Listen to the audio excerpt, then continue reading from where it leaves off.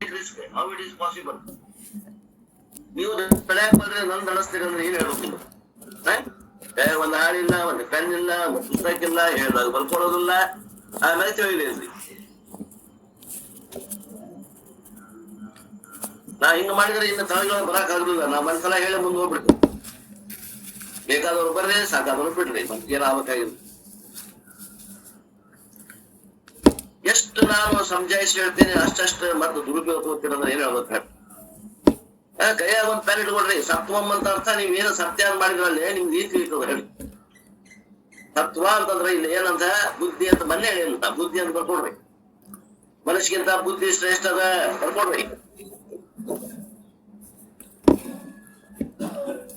ಮಹತ್ ಆತ್ಮ ಅರಿ ಸತ್ವಂ. ಮಹತ್ ಈಸ್ ಸುಪೀರಿಯರ್ ಟು ಇಂಟೆಲೆಕ್ಟ್. ಈಗ ಸತ್ವಾತ್ ಮಹಾನ್ ಆತ್ಮ. ಇಲ್ಲಿ ಆತ್ಮಕ ಮಹತ್ ಅಂದಾರ. ಮಹತ್ ಅಂದ್ರೆ ಏನ್ರಿ ಅಂತ ಹೇಳಿದೀನಿ, ಸಮಷ್ಟಿ ಬುದ್ಧಿಗಳ ಒಂದು ಸಂಯೋಜನೆಗೆ ಇಲ್ಲಿ ಮಹತ್ ಅಂದಾರ. ಆ ಗರ್ಭಿಕೊಂಡ ಬೀಜ ಗರ್ಭೀಕರಿಸಿದ ಅವಸ್ಥೆಗೆ ಮಹತ್ ಅಂತಾರ. ಅದು ಬೇರೆ ಅರ್ಥ, ಬೇರೆ ಕಡೆ ರೆಫರೆನ್ಸ್. ಇಲ್ಲೇ ಮಹತ್ ಅಂದ್ರ ಸಮಷ್ಟಿ ಬುದ್ಧಿಗಳಂತ ಅರ್ಥ ಮಾಡ್ಬೇಕು. ನಮ್ಮ ಬುದ್ಧಿ, ನಿಮ್ಮ ಬುದ್ಧಿ, ಎಲ್ಲರದ್ದು ಎಷ್ಟು ಮಂದಿ ಜೀವರಾಶಿಗಳದಾರ, ಗಿಡ ಮರಗಳದಾರ, ಅವೆಲ್ಲ ಮನದ್ದು ಬುದ್ಧಿಗಳನ್ನು ತಗೊಂಡು ಕೂಡಿಸಿದಾಗ ಏನಾಗ್ತದಲ್ಲ ಸಮಷ್ಟಿ. ಆ ಸಮಷ್ಟಿ ಬುದ್ಧಿಗೆ ಇಲ್ಲೇ ಮಹತ್ ಅಂದಾರ. ಇವೆಲ್ಲ ಟೆಕ್ನಿಕಲ್ ವರ್ಡ್ಸು. ಆಯಾ ಭಾಷಾ ಏನೇನದ ನೈಯಾಯಿಕರಿಗೆ ಅನುಗುಣವಾಗಿ ಅವ್ರು ಬೇರೆ ಅರ್ಥ ಮಾಡ್ತಾರ, ಸಾಂಖ್ಯರು ಬೇರೆ ಅರ್ಥ ಮಾಡ್ತಾರ. ಇದೇ ಶಬ್ದ ಮಹತ್ ಅಂದ್ರೆ ಬೇರೆ ಬೇರೆ ಅರ್ಥ ಮಾಡ್ತಾರ. ಇಲ್ಲಿ ವೇದಾಂತಿಗಳ ಅರ್ಥ ಏನದ ಅಂದ್ರ ಸಮಷ್ಟಿ ಬುದ್ಧಿ ತತ್ವ ಇದು ಸುಪೀರಿಯರ್ ಟು ಇಂಟೆಲೆಕ್ಟ್. ಆ ವ್ಯಷ್ಟಿ ಬುದ್ಧಿಗಿಂತ ಸಮಷ್ಟಿ ಬುದ್ಧಿ ಶ್ರೇಷ್ಠ ಅದ. ಅವ್ಯಕ್ತಂ ಉತ್ತಮಂ. ಅವ್ಯಕ್ತಂ ಅನ್ನೋದದ ಅನ್ಮ್ಯಾನಿಫೆಸ್ಟ್ ಅಂತಾರ. ಅದಕ್ಕ ಮಾಯಾ ಅಂತಾರ, ಬರ್ಕೊಡ್ರಿ. ಇಟ್ ಈಸ್ ಸುಪೀರಿಯರ್ ಟು ಮಹತ್. ಆ ಸಮಷ್ಟಿ ಬುದ್ಧಿಗಿಂತ ವ್ಯಾಪಕವಾಗಿರುವಂತದ್ದು, ಶ್ರೇಷ್ಠವಾಗಿರುವಂತದ್ದು ಯಾವುದು ಅಂದ್ರೆ ಅವ್ಯಕ್ತ ಅಂತ ಬರ್ಕೊಡ್ರಿ. ಅವ್ಯಕ್ತ ಅಂದ್ರೆ ಮಾಯೆ ಅಂತ ಬರ್ಕೊಡ್ರಿ. ಇದಿಷ್ಟು ಶಬ್ದಾರ್ಥ. ಈಗ ನಿಮ್ಗೆಲ್ಲಾ ಸರಳ ಅರ್ಥ ಆಗ್ತದ. ಇನ್ನು ಮುಂದಿನ ಶಬ್ದದಾಗ ಅದಕ್ಕೆ ಕಂಟಿನ್ಯೂ ಅದ. ಅದಕ್ಕೆ ಕಂಟಿನ್ಯೂ. ಪುರುಷ ತು ಪರಂ ಅವ್ಯಕ್ತ. ಈ ಅವ್ಯಕ್ತಕ್ಕಿಂತ ಪುರುಷ ಶ್ರೇಷ್ಠ ಅದಾನ. ಆತ್ಮ ಅಂತ ಹೋಗ್ಬೇಕಿಲ್ಲ. ಪುರುಷ ಅಂದ್ರ ಆತ್ಮ. ಅವ ಅನ್ಮ್ಯಾನಿಫೆಸ್ಟ್ ಅಂತಂದ್ರ ಆ ಮಾಯೆಗಿಂತ ಅವನು ಶ್ರೇಷ್ಠ ಅದಾನೆ.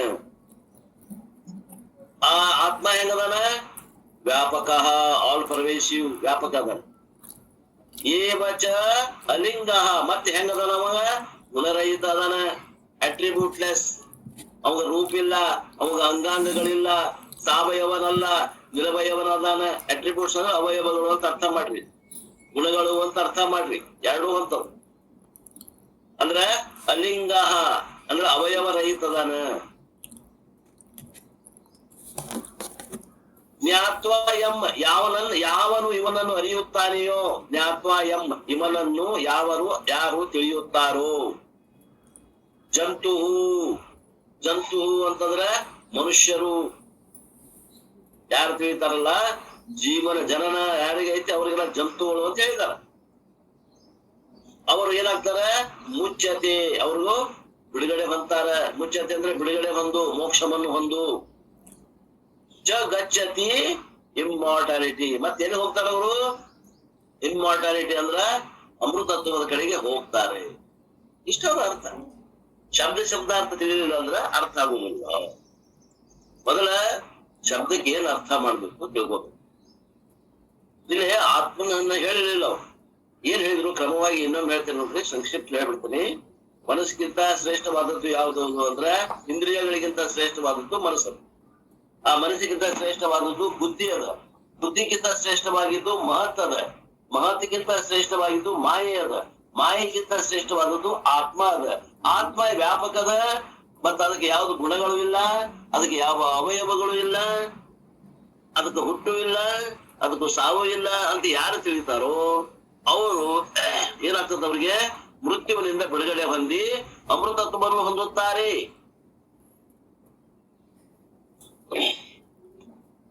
ಈಗ ಏನ್ ಪ್ರಶ್ನೆ ಮಾಡಿದ್ರಿ? ಕೆಲವು ಮಂದಿ ಏನ್ ಪ್ರಶ್ನೆ ಮಾಡಿದ್ರು?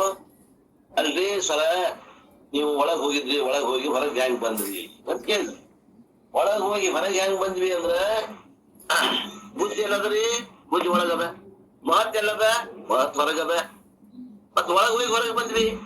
ಮತ್ತೆ ವ್ಯಾಪಕ ತತ್ವ ಅಂದಾಗ ಅಲ್ಲಿ ಒಳಗ ಹೊರಗ ಅನ್ನುವಂಥದ್ದು ಸಾಂಕೇತಿಕ ಅದ. ನಿಮ್ಗೆ ಒಳಗ್ ಕರ್ಕೊಂಡು ಹೋಗಿ ಹೊರಗೆ ಕರ್ಕೊಂಡ್ ಬಂದ್ಬಿಟ್ರು ಅವರು. ಅವಾಗ ನಾವು ವ್ಯಾಪಕ ತತ್ವವನ್ನು ಅರ್ಥ ಮಾಡ್ಕೋಬೇಕು. ಅದು ಒಳಗೂ ಅದ, ಅದು ಹೊರಗೂ ಅದ.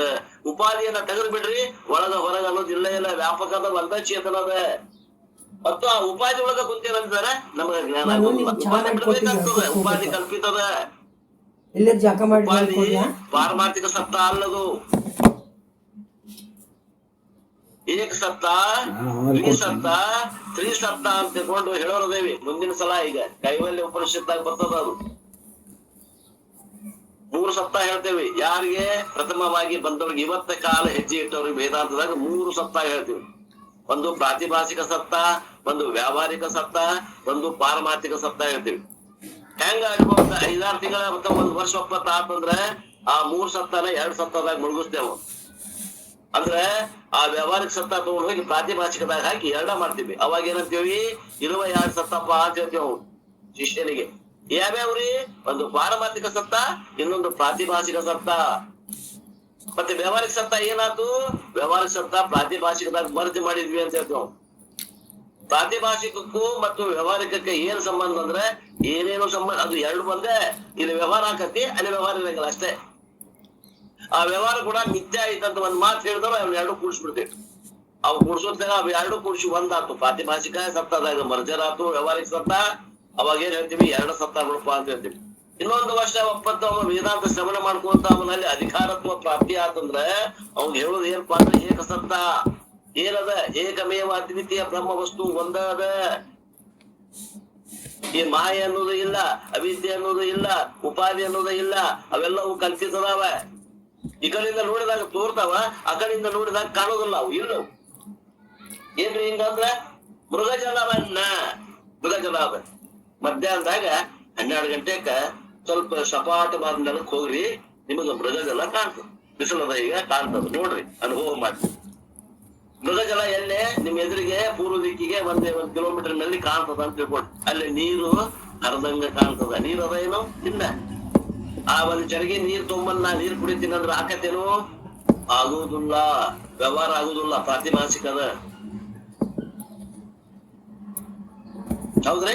ಪ್ರಾತಿಭಾಷಿಕ. ಈಗ ಇಲ್ಲಿ ಒಂದು ಚಿಗುರು ನಿಂತದ, ಒಬ್ಬ ಮನುಷ್ಯ ನಿಂತಾನ. ಚಿಗುರು ಏನ್ ಮಾಡ್ತದ? ಅದಕ್ಕೆ ಪಶು ಬುದ್ಧಿ ಅದ, ಅದಕ್ಕೆ ವಿವೇಕ ಶಕ್ತಿ ಇಲ್ಲ. ಅದೇನದ? ಅಲ್ಲಿ ನೀರದ, ನಾ ನೀರ್ ಕುಡಿತೇನೆ ಅಂತ ಓಡ್ತದ. ಸತ್ಯತ್ವ ಬುದ್ಧಿ ಮಾಡ್ಯದ. ಆ ಜಿಂಕೆ ಏನ್ ಮಾಡ್ಯದ? ಆ ಮೃಗದಲ್ಲಿ ಸತ್ಯತ್ವ ಬುದ್ಧಿ ಮಾಡ್ಯದ, ಸತ್ಯ ಅಂತ ತಿಳಿದ. ಹಂಗ ಈ ಸಾಮಾನ್ಯ ಜೀವಿಗಳು, ಮನುಷ್ಯರು ಈ ಜಗತ್ತನ್ನ ಸತ್ಯ ಅಂತ ತಿಳಿದಾರ. ಅವ್ರೆಲ್ಲ ಯಾಂತ ದೃಷ್ಟಿ ಅಂದ್ರೆ ಮೃಗ ದೃಷ್ಟಿ. ಇನ್ನೊಬ್ಬ ಮನುಷ್ಯ ಅದ, ಅವ ಅಂತಾನ, ಇಲ್ಲೋ ಮಾರಾಯ, ಅಲ್ಲಿ ನೀರ್ ಕಂಡಂಗ ಆದ್ರೂ ಒಂದ್ ಚರಗಿ ನೀರ್ ತುಂಬ್ಕೊಂಬಂದ್ ಕುಡಿಬೇಕಂದ್ರ ಆಗುದಿಲ್ಲ, ಅಲ್ಲಿ ಓಡಾಕ್ ಹೋಗ್ಬೇಡ ಅಂತ ಹೇಳ್ತಾವ. ಇಲ್ಲ ನಿಂತ ಹೇಳ್ತಾನವ. ಅವ ವಿವೇಕಿ, ಅವ ಜ್ಞಾನಿ. ಅವ ವಿವೇಕಿ, ಅವ ಜ್ಞಾನಿ. ಜಗತ್ ತೋರ್ತೈತೋ ಅದು ಇಲ್ಲೋ ಮಾರಾಯ, ಅದು ಇಲ್ಲದ ತೋರೋದು ಅದ್ರ ಲಕ್ಷಣ ಇತ್ತ ಅಂತಾನವ ಜ್ಞಾನಿ. ನಮ್ಮಂಗ ಸತ್ಯ ಅಂತ ಓಡುದಿಲ್ಲವ.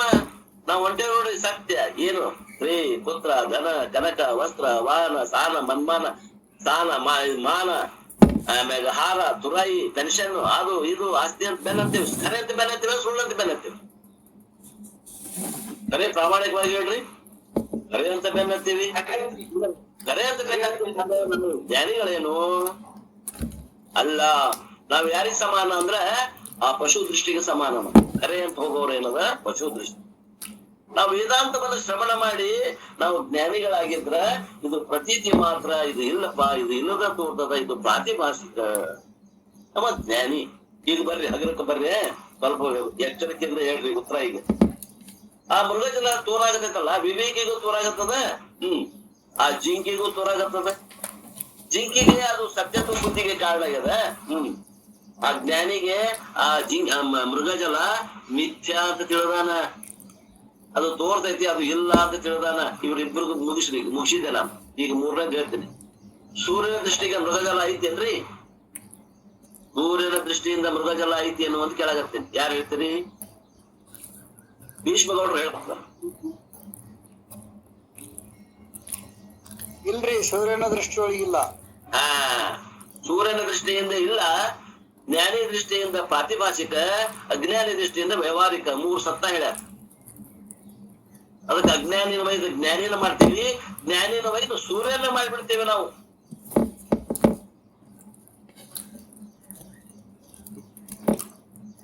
ಇಷ್ಟೆಲ್ಲ ಒಳಗಿರುವುದರಿಂದ ನಾವು ಒಳಗ ಹೊರಗ ಅನ್ನೋದು ಹೋತಿಗೆ, ಒಳಗ ಹೊರಗ ಅನ್ನೋದು ಉಪಾಧಿ ದೃಷ್ಟಿಯಿಂದ ಒಳಗ ಹೊರಗ. ಈಗ ಯಾವಾಗ ಮಹತ್ ಅಂದ್ವಿ ಅವಾಗ ಹೊರಗ ಬಂದ್ವಿ ನಾವು, ಯಾವಾಗ ಬುದ್ಧಿ ಅಂದ್ವಿ ಒಳಗಿದ್ವಿ, ಹೊರಗದಿಂದ ಮಹತ್ ಅಂದ್ವಿ ಅವಾಗ ಹೊರಗ್ ಬಂದ್ವಿ. ಒಳಗ ಹೊರಗ ಅನ್ನೋದನ್ನು ಕಳೆದು ಬಿಟ್ವಿ ಉಪಾಧಿಯನ್ನ. ಉಪಾಧಿ ಕಳೆದು ಏಕಮೇವ ಅದ್ವಿತೀಯ ಬ್ರಹ್ಮ ವಸ್ತು ಒಂದಾದ. ಈಗ ಒಂದ ಸಂಶಯ ಇತ್ತಲ್ಲ, ಈಗ ತಿಳಿತೋ ಇಲ್ಲೋ ಯಾರಿಗೆ ಮತ್ತೇನು ಸಂಶಯ ಅದ, ಈಗ ಮುಂದೆ ಹೋಗ್ತೇನೆ, 9ನೇ ಶ್ಲೋಕಕ್ಕೆ ಹೋಗ್ತೇನೆ.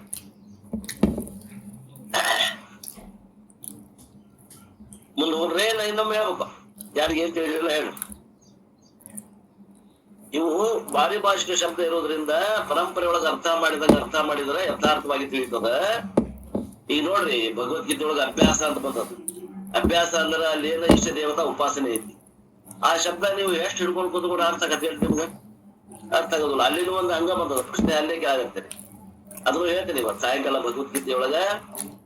ಅಲ್ಲೇ ಒಂದು ಚಾಕಚಕ್ಯತೆ ಮಾಡಲ್ಲ ಭಗವಂತ ಕೃಷ್ಣ. ಆದ್ರೆ ತಿಳ್ಕೊಡ್ರಿ ಅಂತ 2 ಸಲ ಹೇಳಿದೆ. ಮತ್ತು ಹೆಂಗ ನಮಗ್ ತಿಳಿಬಾರ್ದು ಅಂದ್ರೆ ಅದನ್ನು ಹೇಳ್ತೀನಿ. ಈಗ ಅದನ್ನು ಇನ್ನೊಮ್ಮೆ ಪೂರ ಹೇಳಿ ಮುಂದೆ ಹೋಗ್ತಿರ್ತ. ಭಗವದ್ಗೀತೆ ಅಂತ ಭಗವದ್ಗೀತೆ ಕ್ಲಾಸ್ದಾಗ ಉಪನಿಷತ್ತಲ್ಲಿ 9ನೇ ಶ್ಲೋಕಕ್ಕೆ ಹೋಗ್ಬೇಕು. ನಾನು ಏನಂದ್ರೆ ಯಾರಿಗೆ ಸಂಶಯ ಇದೆ ಹೋಗ್ಲಾ, ಮುಂದೋಡ್ರಿ ಸರ್, ಮುಂದೋಗ್ರಿ. ತಿಳಿತಾ? Right, okay. 9ನೇ ಶ್ಲೋಕ ಏನ್ ಹೇಳ್ತದ ಅಂತಂದ್ರೆ, ಹಾಗಾದರೆ ಇಷ್ಟೆಲ್ಲ ಅಂತ ಹೇಳಿದ್ರೆ ಯಾವ ಗುರುತು ಇಲ್ಲದ ಆತ್ಮನನ್ನು ಕಾಣುವುದೆನ್ನುವುದು ಹೇಗೆ ಎಂದು ಹೇಳುತ್ತಾರೆ. ಅಲ್ರಿ, ಯಾವ ಗುರುತಿಲ್ಲ, ಅಲಿಂಗ ಅದಾನ ಅಂತ ಹೇಳಿದ್ರಿ. ಹಂಗಾರೆ ಆತ್ಮ ತತ್ವವನ್ನು ಗುರುತು ಹಿಡಿಯೋದಾದ್ರು ಕಾಣುವುದಾದ್ರೂ ಹೇಗೆ? ಕಾಣುವಂತಂದ್ರೆ ಇಲ್ಲ ಎದುರಿಟ್ಟು ನೋಡುದಲ್ಲ, ಅವನ ತಿಳಿಯೋದಾದ್ರೂ ಹೇಗೆ ಅಂತ ಅರ್ಥ ಮಾಡ್ಕೋಬೇಕು. ಮತ್ತೆ ಕಾಣುವುದಾದ್ರೂ ಹೇಗೆ ಅಂದ್ರೆ ಕಾಣ್ತೇವೆ ನಾವು? ಇಲ್ಲ, ತಿಳಿತೀವಿ. ಅವನ ತಿಳಿಯೋದು ಹೆಂಗ? ನ ಸಂಜಂತೆ ತಿಷ್ಠತಿ ರೂಪಮಶ್ಯ ನ ಚಕ್ಷುಷಾ ಪಶ್ಯತಿ ಕಶ್ಚನೈನಂ ಹೃದಾ ಮನಿಷಾ ಮನಸಾ ಬಿಕ್ಲು. ಏನಪ್ಪಾ ಇದು?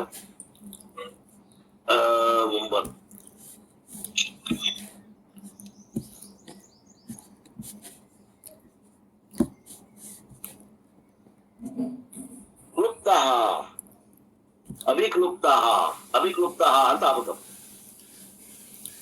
ಮನಸಾ ಅಭಿಕ್ಲುಪ್ತಃ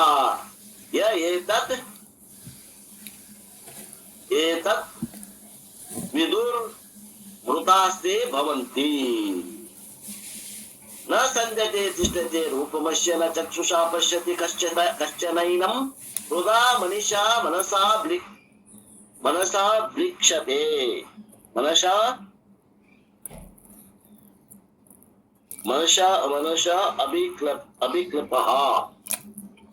ಅಭಿಕ್ಲುಪಃ ಕ್ಲುಪ್ತಃ ಯ ಏತದ್ ವಿದುರಃ ಅಮೃತಾಸ್ತೆ ಭವಂತಿ. ಇಲ್ಲಿ ಏನದ ಶಬ್ದಗಳು ಅರ್ಥ ನೋಡ್ರಿ. ಅಸ್ಯ ರೂಪಂ ನ ತಿಷ್ಠತಿ ಮಾಡ್ಕೋಬೇಕು. ಅಸ್ಯ ರೂಪಂ ನ ತಿಷ್ಠತಿ, ಇವನ ರೂಪವು ಇರುವುದಿಲ್ಲ. ಎಲ್ಲೇ? ಇನ್ ದ ರೇಂಜ್ ಆಫ್ ಪರ್ಸೆಪ್ಷನ್. ಎಲ್ಲೇ? ಸಂದೃಶ್ಯ ಅಂತಂದ್ರ ಕಾಣುವುದರಲ್ಲಿ ಇವನ ಆತ್ಮನ ರೂಪವು ಬೀಳುವುದಿಲ್ಲ. ಕಾಣುವ ವಸ್ತುಗಳಲ್ಲಿ ಇವನ ರೂಪ ಬೀಳುವುದಿಲ್ಲ ಅಂತ ಅರ್ಥ. The form of the self doesn't fall in the range of perception. ಈ ನೋಟದಾಗ ಪರಮಾತ್ಮನ ನೋಡುವುದು ಬೀಳುವುದಿಲ್ಲ. ಅಂದ್ರ ಅವ ನೋಟಕ್ಕೆ ವಸ್ತುವಾಗಿಲ್ಲ, ನೋಟಕ್ಕ ಅವ ವಿಷಯವಾಗಿಲ್ಲ ಅಂತ ಅರ್ಥ.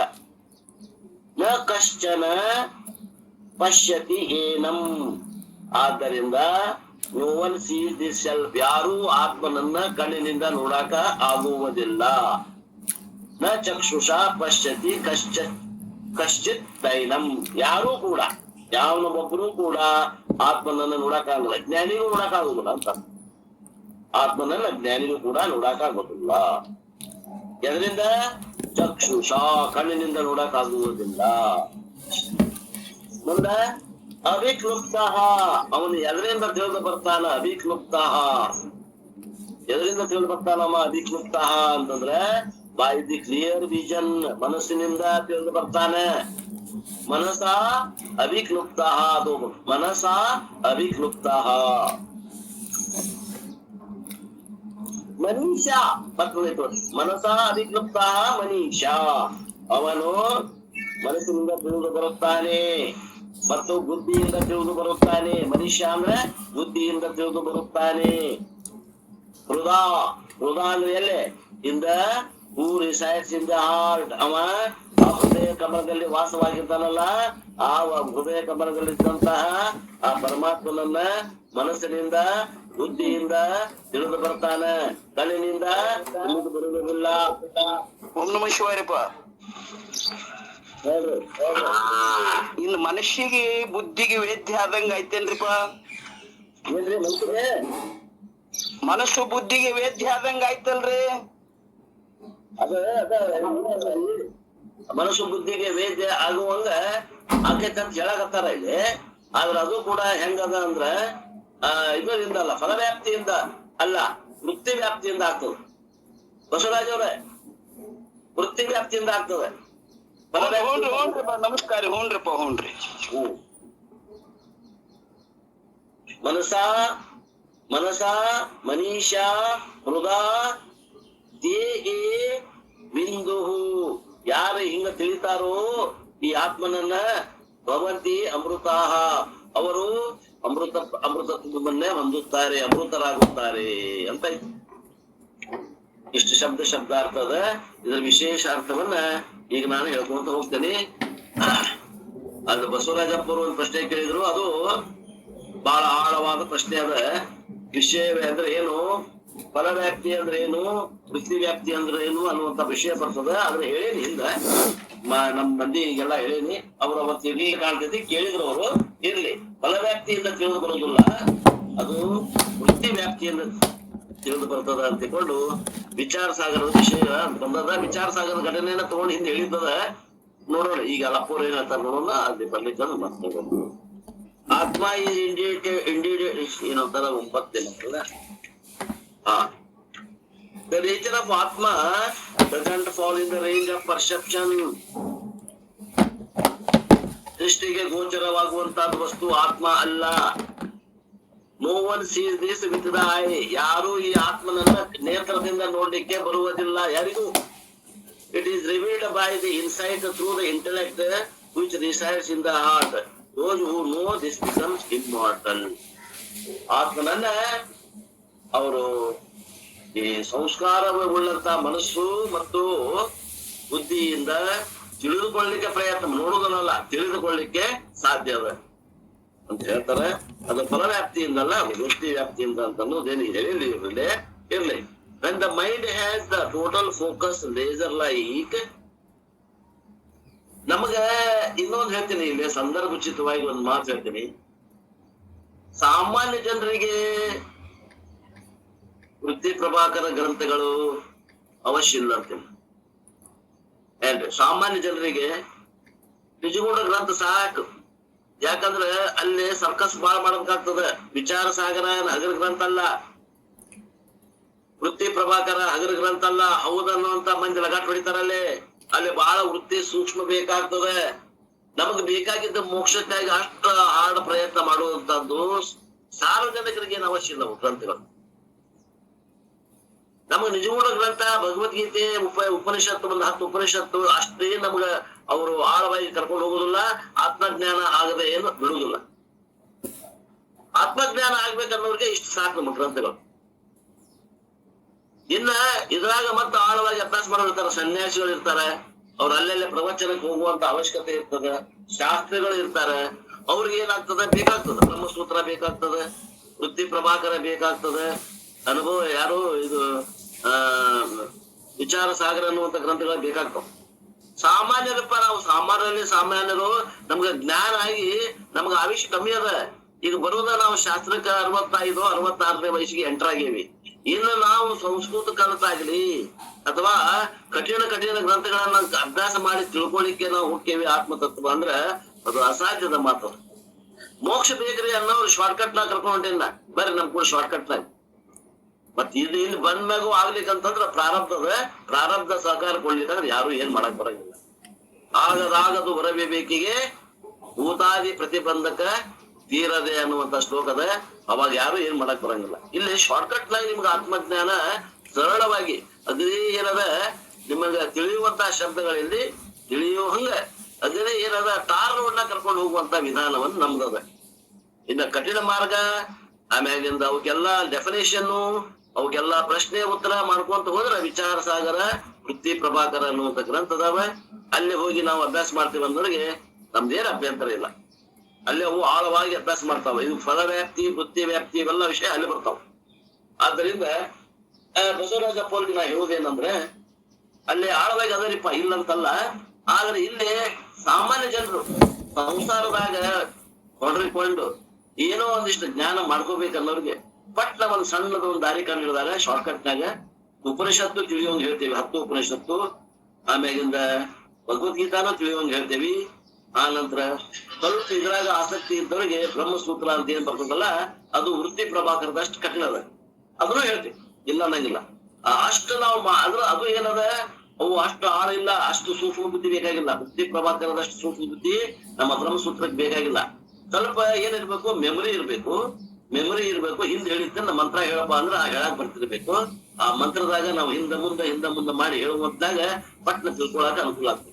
ಬಾಯಪಾಠ ಇರ್ಬೇಕು, ಅಷ್ಟೇಂದ್ರ ಬ್ರಹ್ಮಸೂತ್ರ ಅಭ್ಯಾಸ ಮಾಡ್ಲಿಕ್ಕೆ ಸಾಧ್ಯ. ಆದ್ರೆ ವೃತ್ತಿ ಪ್ರಭಾಕರ ಅಂತ ಗ್ರಂಥಗಳನ್ನ ಅಭ್ಯಾಸ ಮಾಡುವಂತ ಬುದ್ಧಿ ಸಾಮಾನ್ಯರಿಗೆ ಇರುವುದು ಬಹಳ ಕಠಿಣ ಅದ. ಯಾಕಂದ್ರೆ ನಾನು ನೋಡಿದೆ ಅದನ್ನ ತಿಳ್ಕೊಬೇಕಂತ ನಾನು ಬಹಳ ಬೆನ್ನ ಹತ್ತಿ ಯಶಸ್ವಿನೂ ಆದೆ, ಇಲ್ಲಂತಲ್ಲ. ಅವರು ಅಪ್ಪವ್ರು ಹೇಳ್ತಿದ್ರು, ಹೇಳಿದಾಗ ಕೇಳ್ತಿದ್ವಿ. ಕೇಳಿದ ತಕ್ಷಣ ಮತ್ತೆ ಅನುವಾದನೂ ಮಾಡ್ತಿದ್ದೆ. ನಾನು ಅನುವಾದ ಮಾಡಿ ಒಂದು 4 ತಿಂಗಳ ಬಿಟ್ಟೆ ಈಗೆಲ್ಲ ವಾಶೌಟ್ ಆಗ್ಯದ. ಐ ಮನೆ ಬಿಟ್ಟು ಟಾಕ್ ಅಬೌಟ್ ವೃತ್ತಿ ಪ್ರಭಾಕರ ಎಲ್ಲ ವಾಶೌಟ್ ಆಗ್ಯದ. ಹಿಂಗಾಗೈತ್ರಿ ಅಪ್ಪವ್ರು ಅಂದೆ. ಅದ ಹಂಗಾರಿ, ಅದನ್ನ ನೀವು ದಿನ ಹೇಳ್ಲಿಕ್ಕಂದ್ರ ಅದು ನಿಮ್ಮನ್ನ ಕೈ ಬಿಡ್ತೈತಿ ಅಂದ್ರು. ಅದಕ್ಕೆ ಅವೆಲ್ಲ ಅಂತ ಆಳವಾದ ಗ್ರಂಥಗಳ ವಿಷಯಕ್ಕೆ ನಾನು ಹೋಗೋದನ್ನ ಈ ಒಂದು ಕ್ಲಾಸ್ ನಲ್ಲಿ ಸ್ವತಂತ್ರವಾಗಿ ನಿಮ್ಗೆ ಅರ್ಜಿ ಅವು ಯಾರು ಇಲ್ಲ ಅಂದ್ರು ಗ್ವಾಡಿಗೆರೆ ಹೇಳಬೇಕ್ರಿಪ್ಪ, ಅಂದ್ರೆ ಉಳಿತದದು. ಬರೋಬ್ರಿಪ್ಪ, ಅದ ಮಾತಾದ್ರು ಅವ್ರು. ಪ್ರಭುದೇವರು ಅದ ಮಾತಾಡಿದ್ರು. ಯಾರು ಇಲ್ಲಪ್ಪ ಅಂತಂದ್ರೆ ವೃತ್ತಿ ಪ್ರಭಾಕರ ಗ್ವಾಡಿ ಮುಂದೆ ಹೇಳಿದ್ರೆ ನಿಮ್ಗೆ ಉಳಿತೈತಿ, ಇಲ್ಲಾಂದ್ರೆ 8 ದಿನಕ್ಕೆ ಅದು ಹಾರಿ ಹೋಗ್ತದ, ಅದು ಶಾಪದ ಅಂತ ಹೇಳ್ಬಿಟ್ರು. ಅದಕ್ಕೆ ನಮಗ ಆ ಶಾಪಗ್ರಸ್ತ ನೈಯಾಯಿಕರದು ವಾದ ಅದು ಏನು ಅವಶ್ಯಕ. ನಮ್ಗೆ ಏನ್ ಹೇಳ್ತಾರ, ಇಷ್ಟು ನಮ್ ಗುರುವಿನ ಮ್ಯಾಲ ಶ್ರದ್ಧಾ ಇಟ್ಕೊಂಡು ಪ್ರಮಾಣಕ್ಕೆ ನಾವು ಬೆಲೆಯನ್ನು ಕೊಟ್ಟು ನಾವು ಆತ್ಮಜ್ಞಾನ ಮಾಡ್ಕೊಂಡು ಆತ್ಮಜ್ಞಾನಿಗಳಾಗಿ ಇರ್ಲಿಕ್ಕೆ ಸಾಧ್ಯದ. ಮೋಕ್ಷ ಸ್ಥಿತಿ ಅಂಗೈಯೊಳಗೆ ನಂಬಿಕೆ ಆಗತ್ತೆ, ಸ್ಪಷ್ಟ ಆದ ಸಾಕಲ್ಲ. ನಮ್ಗೆ ಹೆಚ್ಚಿನ ತಗೊಂಡು ಏನ್ ಮಾಡೋದದ್ರಿ. ಇರ್ಲಿ, ಈಗ ಏನ್ ಹೇಳ್ತಾರ ನೋಡ್ರಿ ಅಪ್ಪವ್ರು ಹೇಳ್ತೀನಿ. When the mind has a total focus, laser-like focus, the teaching will be absorbed by mere ಶ್ರವಣಂ ಅಂತಾರ ಒಂದ್ ಮಾತಿಲ್ಲೇ. ನೀನು ನಿಜವಾಗಿ ಅಧಿಕಾರಿ ಇದ್ದಿ ಅಂದ್ರೆ ನಿಜವಾದ ಅಧಿಕಾರಿ ಅಂದ್ರೆ ಏನ್ರಿ, ಉತ್ತಮ ಅಧಿಕಾರಿ ಇದ್ದಿ ಅಂದ್ರ ಏನ್ರಿ. ಹಿಂಗಂದ್ರ ಉತ್ತಮ ಅಧಿಕಾರಿ ಇದ್ದಿ ಅಂದ್ರ ಯಾರು ಮನದೋಷ ವಿಕ್ಷೇಪ ದೋಷವನ್ನ ಕಳ್ಕೊಂಡು ಕೇವಲ ಆವರಣ ದೋಷ ಇಟ್ಕೊಂಡು ಬಂದಾರ ಅವರು ಉತ್ತಮ ಅಧಿಕಾರಿಗಳು. ಎಷ್ಟು ಜನ ಅದಾವಿ ನಾವಿದ್ರಾಗ? ಇದ್ರಾಗ ಉತ್ತಮ ಅಧಿಕಾರಿ ಎಷ್ಟು ಜನ ಅದೇವಿ? ಇದು ಒಳ್ಳೆ ಟೀಮ್. ಮತ್ತ ನಾ ಹೇಳ್ತೇನೆ, ನಮ್ಮ ಇಡೀ ಕರ್ನಾಟಕದಾಗ ಒಳ್ಳೆ ಟೀಮ್ ಐತಿದ್ರು ಈ ಯೂಟ್ಯೂಬ್ ನ ಇರೋರೆಲ್ಲ.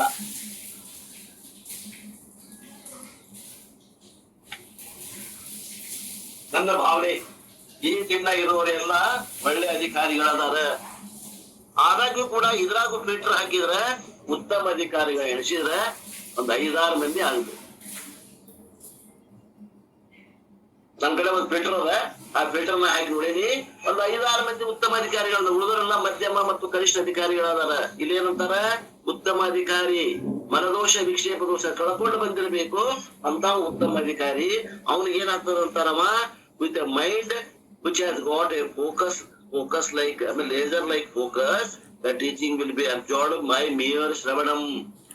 ಯಾವನ ಬುದ್ಧಿ ಬಹಳ ಚುರುಕದ, ಯಾವನ ಬುದ್ಧಿಯಲ್ಲಿ ಮನದೋಷ ಇಲ್ಲ, ಯಾವನ ಬುದ್ಧಿಯಲ್ಲಿ ವಿಕ್ಷೇಪ ದೋಷ ಇಲ್ಲ, ಅವನ ಬುದ್ಧಿಯಲ್ಲಿ ಈ ಆತ್ಮಜ್ಞಾನ ಏನಾಗ್ತದೆ, ಕೇವಲ ಶ್ರವಣದಿಂದ ಆಗುತ್ತದೆ. ಕೇವಲ ಶ್ರವಣದಿಂದ ಆಗ್ತದೆ. And the mind is prepared, ಶ್ರವಣಂ penetrate cities very easily. ಭೂಮಿ ಹದ ಮಾಡಿರಿ, ಮಳೆ ಬಂತು, ಮಳೆ ನೀರು ಆ ಭೂಮಿ ಒಳಗ್ ಹೋಗ್ತದ. ಭೂಮಿ ಹದ ಅದ, ಹಂಗ ಅಂತಃಕರಣ ಹದ ಅದ. ಆ ಅಂತಃಕರಣ ಹದ ಇದ್ದಾಗ ಈ ಜ್ಞಾನ ಒಳಗ್ ಇಳಿತದ. ಅಂತಃಕರಣ ಹದ ಇಲ್ಲಂದ್ರ ಈ ಜ್ಞಾನ ಒಳಗ್ ಇಳಿಯುದಿಲ್ಲ, ಹೊರಗೆ ಹರಿದು ಬರ್ತದ, ಒಳಗ್ ಪ್ರವೇಶನ ಆಗುದಿಲ್ಲ. ಏನ್ ಹೇಳಾಗತ್ತಾರಪ್ಪ ತಿಳಿಯವಾಲ್ದು ಅಂತ. The patient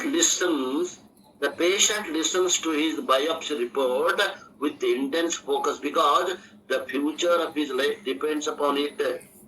ಒಬ್ಬ ರೋಗಿ ಅದಲ್ರಿ, ಯಾರ ಅದಾರ? ಕ್ಯಾನ್ಸರ್ ರೋಗಿ ಅದಾನ. ಕ್ಯಾನ್ಸರ್ ಆಗೈತೆ ಅಂತ ಗೊತ್ತಾಗ್ಯದ, ಅವನು ಬಯಾಪ್ಸಿ ಕಳ್ಸ್ಯಾರ. ರಿಪೋರ್ಟ್ ಬಂದದ, ಈಗ ಬಯಾಪ್ಸಿ ರಿಪೋರ್ಟ್ ಬಂದದ.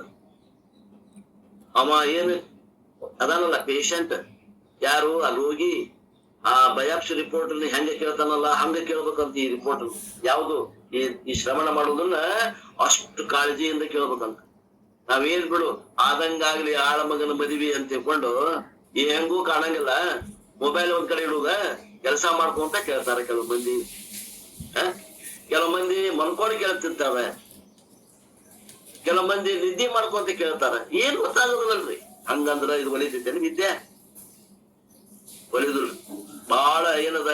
ಒಬ್ಬ ಕ್ಯಾನ್ಸರ್ ಪೇಷಂಟ್ಗೆ ಬಯಾಪ್ಸಿ ರಿಪೋರ್ಟ್ ಬಂದಾಗ ಮೈಯೆಲ್ಲ ಕಿಮಿಯಾಗಿ ಹೆಂಗ ರಿಪೋರ್ಟ್ ಕೇಳ್ತಾನಲ್ಲ ಹಂಗ ಇದನ್ನ ಕೇಳ್ಬೇಕಾಗ್ಯದ. ಇವಾಗ ಯಾರ ರೋಗ ಬಂದೈತ್ರಿ ಅಂತ ಕೇಳ್ಬೋದ ನೀವು? ಇವಾಗ ಭವರೋಗ ಬಂದದ. ಭವರೋಗ ಅಂದ್ರ ಪುನಃ ತಾಯಿ ಗರ್ಭಕ್ಕೆ ಹುಟ್ಟಿ ಬಂದು ಸೇರುವುದು ಮಾಡ್ಕೊಂತ ಬಂದೇವಿ. ಸೃಷ್ಟಿ ಆದಿಯಿಂದ ಒಂದಿಲ್ಲ ಒಂದು ಗರ್ಭವನ್ನ ಧರಿಸಿಕೊಂಡ ಬಂದೀವಿ ನಾವು. ಅದು ಆಗ್ಬಾರ್ದು, ಈ ಜನನ ಮರಣ ಚಕ್ರ ತಪ್ಪಬೇಕು ಅನ್ನುವಂತ ಈ ರೋಗ ಭವರೋಗ ಅಂತಾರ. ಇದು ಕ್ಯಾನ್ಸರ್ಗಿಂತ ಅತಿ ಕೆಟ್ಟ ರೋಗ ಅಂತಾರ. ಏನ್ರಿ, ಕ್ಯಾನ್ಸರ್ಗಿಂತ ಭಯಾನಕ ರೋಗ ಅದ. ಅದು ಒಂದು ಜನ್ಮದಾಗ ಕ್ಯಾನ್ಸರ್ ರೋಗ ಬಂತು, ಮತ್ತೊಂದು ಶರೀರ ಪಡೆದ್ರೆ ಹೋಗ್ತದೆ. ಇದು ಹೋಗುದಿಲ್ಲ, ಪೀಡ ಜನ್ಮಾಂತರದಿಂದ ಬೆನ್ನತ್ತೈತಿ ಭವರೋಗ. ಹಂಗ ಕೇಳ್ಬೇಕಂತ report. Do we have such mind when we listen to ತತ್ವಮಸಿ? ಇಂಥ ಮನಸ್ಸು ಅದ ಏನ್ರಿ ನಮಗ? ತತ್ವಮಸಿ ಅಂತ ಗುರುಗಳು ವಾಕ್ಯವನ್ನ ಬಿಡಿಸಾಕತ್ತಾರ. ಅವರು ಶಾಸ್ತ್ರವನ್ನ ಹೇಳುವತ್ನಾಗ ನಮಗೆ ಈ ಒಂದು ಇಂಟ್ರೆಸ್ಟ್ ಕೇಳಾಗತ್ತೇವೇನು? ಇಲ್ಲ ಅಂದ್ರೆ ಕೇಳ್ಬೇಕು. ಭವರೋಗ ಅನ್ಸೈತಿ ಸಂಸಾರ ನಮಗ್? ಇಲ್ಲ, ಚಲೋ ಅನ್ಸೈತಿ. ಅರ್ಬುದ ರೋಗ ಅಂತಾರ ಕನ್ನಡದಾಗ. ಅರ್ಬುದ ರೋಗಕ್ಕಿಂತ ಕೆಟ್ಟ ರೋಗ ಯಾವುದು ಅಂದ್ರ ಈ ಪುನಃ ತಾಯಿ ಹೊಟ್ಟೆ ಹುಟ್ಟುವುದೇನೈತಲ್ಲ, ಇದು ಕೆಟ್ಟ ರೋಗ ಅನ್ಸೈತೆ ನಮಗ. ಅನ್ಸೈತೆ ಮೊದಲ ಅದ ಅನಿಸ್ಬೇಕು ನೋಡ್ರಿ. ಅದು ಯಾವಾಗ ಅನಿಸ್ತದ? ಅಂತಃಕರಣ ಸೂಕ್ಷ್ಮ ಆದಾಗ ಆದಾಗ ಅನಿಸ್ತದ.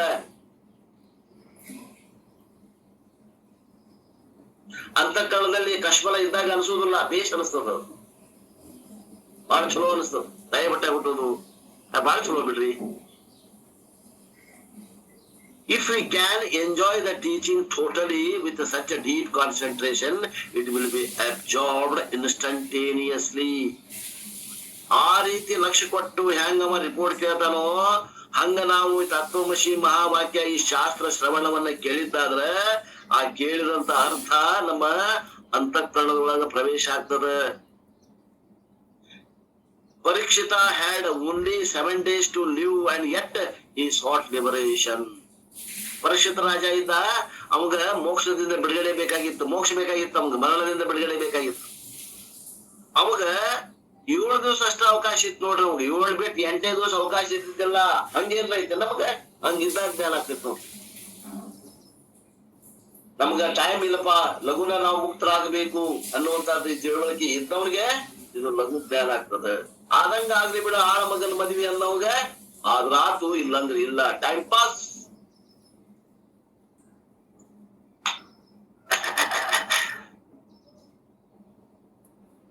Imagine how focused he would have been. ನೋಡ್ರಿ, ಅವ ಪರೀಕ್ಷಿತ ರಾಜ 7 ದಿನದಾಗ ಅವಾಗ ಮರಣ ಬರುವುದಿತ್ತು. ಆ 7 ದಿನದಾಗ ಪಾರಾಗಬೇಕು ಮರಣದಿಂದ ಅಂದ್ರೆ ಮೋಕ್ಷ ಬೇಕಾಗಿತ್ತು. ಅದಕ್ಕಾಗಿ ಅವ ಎಷ್ಟು ಅಭ್ಯಾಸ ಮಾಡಿರ್ಬೇಕು, ಅವ ಎಷ್ಟು ಲಕ್ಷ ಕೊಟ್ಟು ಅಭ್ಯಾಸ ಮಾಡಿರ್ಬೇಕು. ಆ ರೀತಿ ಆ ಪರೀಕ್ಷಿತನ ಬುದ್ಧಿ ಇಟ್ಕೊಡ್ರಿ ನೀವು, ಅಂದ್ರೆ ಆಗ್ತದ. ಪ್ರಾರಂಭದಲ್ಲಿ ಇರ್ಬೇಕು, ಆ ಮಾತು ಬೇರೆ. In other words, this is a technical word. ಏನಂತಾರೆ ಇಲ್ಲಿ ಅವರು? Imagine how focused he would have been. Lord Yama calls that mind ಮನಿತ್ ಏನಂತಾರ ಅವರು ಹೃನ್ಮನಿತ್ ಹೃನ್ಮನಿತ್ ಹೃದಾ ಮನಿತ್ ಹೃನ್ಮನಿತ್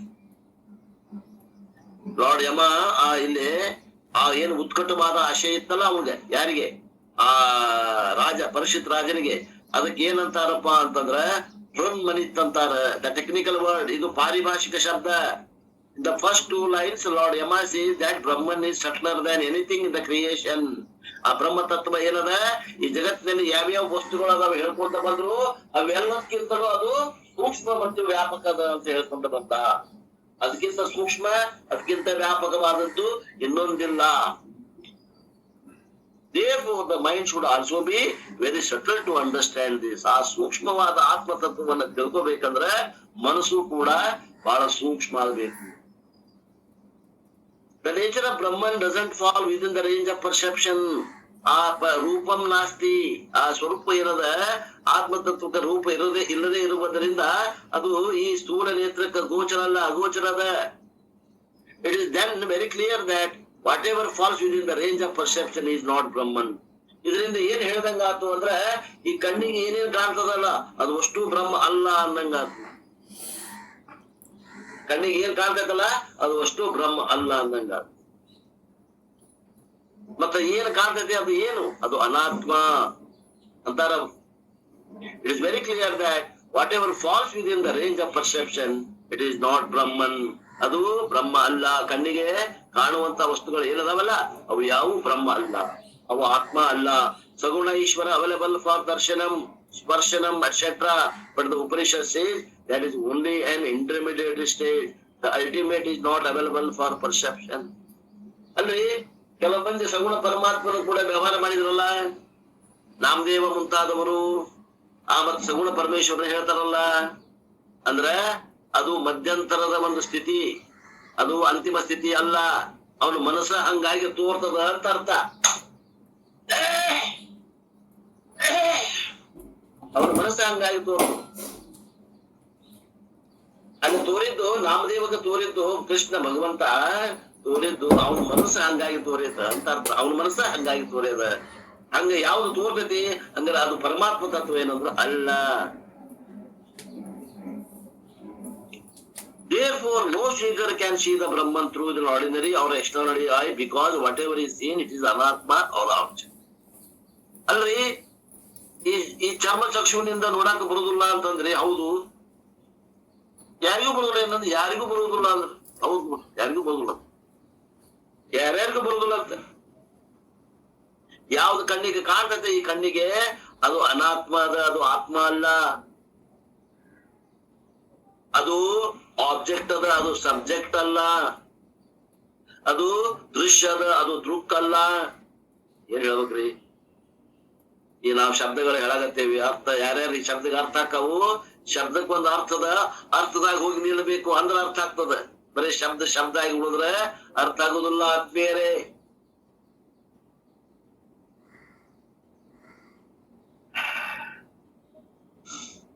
ಸಗುಣ Ishvara is available for darshanam and sparshanam. ಸಗುಣ ಈಶ್ವರ ನಿಮ್ಗೆ ಕಣ್ಣಿಗೂ ಕಾಣ್ತಾನೆ, ಮುಟ್ಟಾಗೂ ಬರ್ತದ. But the Upanishad says that it is only an intermediate stage. The ultimate is not available for perception. ಅದು ಒಂದು ಮಧ್ಯಂತರದ ಒಂದು ಲಕ್ಷಣ, ಅದು ಕೊನೆಯ ಲಕ್ಷಣ ಅಲ್ಲ ಆತ್ಮಂದು. ಕಣ್ಣಿಗೆ ಕಾಣುವಂತ ದೇವರು ಇಲ್ಲೇನು ಐತೇನು ಅವನ ಮನಸ್ಸ ಹಂಗಾಗಿ ತೋರ್ತದ. ಇನ್ನೇನ್ ಹೇಳ್ಬೇಕು ನಿಮ್ಗೆ? ಇನ್ನು ಸಗುಣ ಈಶ್ವರನ ತೋರ್ಬೇಕಂತ ಕುಂತಾರ ಬಹಳ ಮಂದಿ. ಸಗುಣ ಈಶ್ವರ ತೋರಿದ್ರು ಅದು ಈಶ್ವರ ಅಲ್ಲ, ಅದು ನಿಮ್ ಮನಸ್ಸ ಹಂಗಾಗೈತ.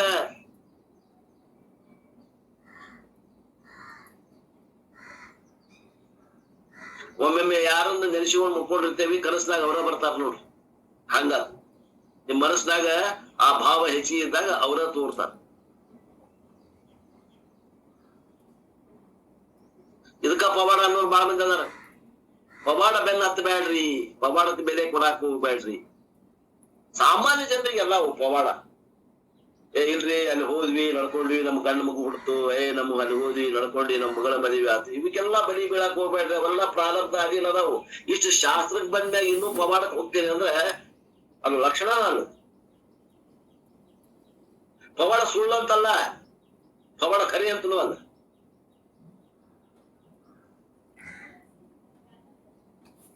ಇದು ಈ ಪವಾಡದ ಮಟ್ಟವನ್ನ ದಾಟಬೇಕು ನಾವು. ಇಲ್ಲಿ ಪರಮಾತ್ಮನನ್ನ ನಾವು ಸಾಕ್ಷಾತ್ಕಾರ ಮಾಡ್ಕೊಳಕ್ ಬಂದೇವಿ ಅಂದ್ರ ಪವಾಡದ ನೆಲೆ ನಿಲ್ಲಬಾರದು ನಾವು. ಪವಾಡ ಮಿಥ್ಯನೋ ಸತ್ಯನೋ ಯಾರು ಹೇಳ್ತಾರೆ? ಪವಾಡ ಸತ್ಯನೋ ಮಿಥ್ಯನೋ ಹೇಳ್ರಿ, ಯಾರು ಹೇಳ್ತಾರೆ? ಬಂಗಾರವ್ರು ಹೇಳ್ತಾರೆ ನೋಡ್ರಿ, ಬಂಗಾರವ್ರು ಪವಾಡ ಖರೆ ಸುಳ್ರಿ. ಅದು ಅವ್ರವ್ರ ಮನಸ್ಸಿಗೆ ತಕ್ಕಂಗ ಅನ್ನೋ ಅನುಭವ ರೀ. ಪವಾಡ ಅಂದರೆ ಪವಾಡ ಆಗ್ತೈತ್ರಿ, ಅದು ಇಲ್ಲ ಇದೆಲ್ಲ ಅನ್ಸೈಂಟಿಫಿಕ್ ಅಂತಂದ್ರೆ ಹಂಗೆ ಆಗ್ತೈತ್ರಿ. ಅದು ಅವ್ರವ್ರ ಮನಸ್ಸಿಗೆ ತಕ್ಕಂಗೆ.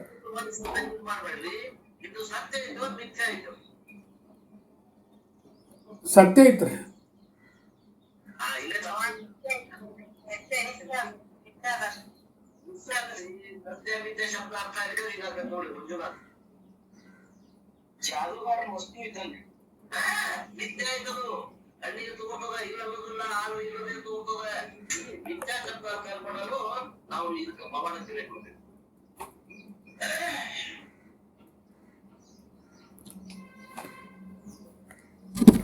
You have to differentiate between ಸತ್ಯ and ಮಿಥ್ಯ. ಅಲ್ಲಿ ಮಟನು ಮುಂದಿನ ನಿಮ್ಗೆ ಗೋಚರ ಆಗುದಿಲ್ಲ, ತತ್ವ ಯಥಾರ್ಥವಾಗಿ ಗೋಚರ ಆಗುದಿಲ್ಲ.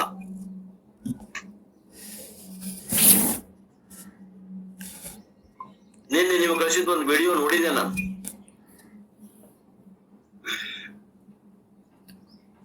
ಈ ಮಟ್ಟಕ್ಕೆ ಸಾಧಕರು ಬಂದ ಮೇಲೆ ಆ ಮಿಥ್ಯೆ ಆದಂತಹ ಪವಾಡಕ್ಕೆ ಬೆಲೆ ಕೊಡಬಾರದು, ಮುಂದೆ ಹೋಗ್ಬೇಕು. ಸಾಮಾನ್ಯ ಜನರಿಗೆ ಎಲ್ಲ ಖರೇನೆ, ನಮಗೆಲ್ಲ ಮಿಥ್ಯ. ಜಿಂಕೆಗೆ ಮೃಗಜಲ ಸತ್ಯ, ಒಬ್ಬ ಜ್ಞಾನಿಗೆ ಆ ಮೃಗಜಲ ಮಿಥ್ಯ. ನಮ್ಮ ಅಂತಃಕರಣದಲ್ಲಿ ಬೆಳಿಬೇಕು ನಾವು. ಅಂತಃಕರಣ ಹಣ್ಣಾಗಬೇಕಂದ್ರೆ ಏನು? ಬೆಳಿಬೇಕು. ಆ ಪವಾಡಗಳಿಗೆ ಸತ್ಯತ್ವ ಬುದ್ಧಿ ಕೊಡೋದನ್ನ ಬಿಟ್ಟು ಮಿಥ್ಯತ್ವ ಬುದ್ಧಿ ಬರ್ಬೇಕು. ಅಂದಾಗ ನಮ್ಮ ಸಾಧನೆ ಒಳಗೆ ನಾವು ಬ್ಯಾಗ್ ಅದೀವಿ ಅಂತ ಹಂತ ಹಂತವಾಗಿ ಏರ್ಬೇಕು ನಾವು. ಇರ್ಲಿ ಸರ್. ಹೇಳಿ. ಸಿದ್ಧಾರೂಢ ಸ್ವಾಮಿಗಳೇ ಅನೇಕ ಪವಾಡಗಳನ್ನ ಮಾಡಿದ್ರು. ಒಂದ್ಸಲ ಹುಬ್ಬಳ್ಳಿಗೆ ಇದ್ರು ಅವರು ಮದ್ರಾಸ್ಗೆ ಹೋಗಿ ಒಬ್ಬರ ಮನೆಗೆ ಹೋಗಿ post master, railway station master ಮನೆಗೆ ಹೋಗಿ ಅವನ ಮಗನಿಗೆ ಔಷಧ ಕೊಟ್ಟು ಬಂದಿರ್ತಾರ. ಅವ ಪತ್ರ ಬರೀತಾನ. ಪತ್ರ ಬರೆದ ಕೂಡಲೇ ಕಬೀರ್ ಅವರು ಓದಿ, ನೀ ಅಲ್ಲಿ ಯಾವಾಗ ಹೋಗಿದ್ದೆಪ್ಪ ಕೇಳಿದ ಕೂಡಲೇ, ನಾ ಅಲ್ಲೇ ಹೋಗಿನಪ್ಪ, ನಾ ಇಲ್ಲೇ ಇದ್ದೀನು. ಮತ್ ಇಲ್ಲಿ ಪತ್ರದಾಗ ಅವ್ರೆಲ್ಲಾ ಬರದಾರಲ್ಲ ಅಂತ ಅವ್ರು ಅಂದ್ಕೊಂಡೆ. ಏನಿಲ್ಲ, ಅವ್ರವ್ರ ಮನಸ್ಸ, ಅವ್ರ ಮನಸ್ಸಿಗೆ ಅವ್ರ ಭಾವ ಅದ್ ಹಂಗ ಅನ್ಸಿರ್ತದ. ಅದಕ್ಕೆ ಅವ್ರ ಹಂಗ ತಿಳಿದ್ ಹಂಗ ಬರದಾರ. ನಾನೇ ಹೋದಂಗ, ನಾನೇ ಬಂದಂಗ, ನಾನೇ ಔಷಧ ಕೊಟ್ಟಂಗ, ಅವ್ರಿಗೆ ಕಡಿಮೆ ಆದಂಗ ಆಗಿ ಆ ರೀತಿ ಅವ್ರ ಮನಸ್ಸು ಕೆಲಸ ಮಾಡಿದ್ರಿ ಅಂದ್ರೆ ಹಂಗ ತಿಳಿದು ಪತ್ರ ಬರೋದಪ್ಪ ಅಂತ ಉತ್ತರ ಕೊಟ್ಟಾರ ಅವ್ರಿಗೆ. ಹೌದೌದು, ಬರೋಬರಿ. ಅದು ಈ ಕತಿ ಅದನ್ನ ಓದಿದವ್ರಿಗೆ ಅದನ್ನ ನೆನ್ಪಿಟ್ಕೊಡ್ರೆ ನಿಮ್ಗೆ ಓದ್ತೇನ್ರಿ ಸರ್?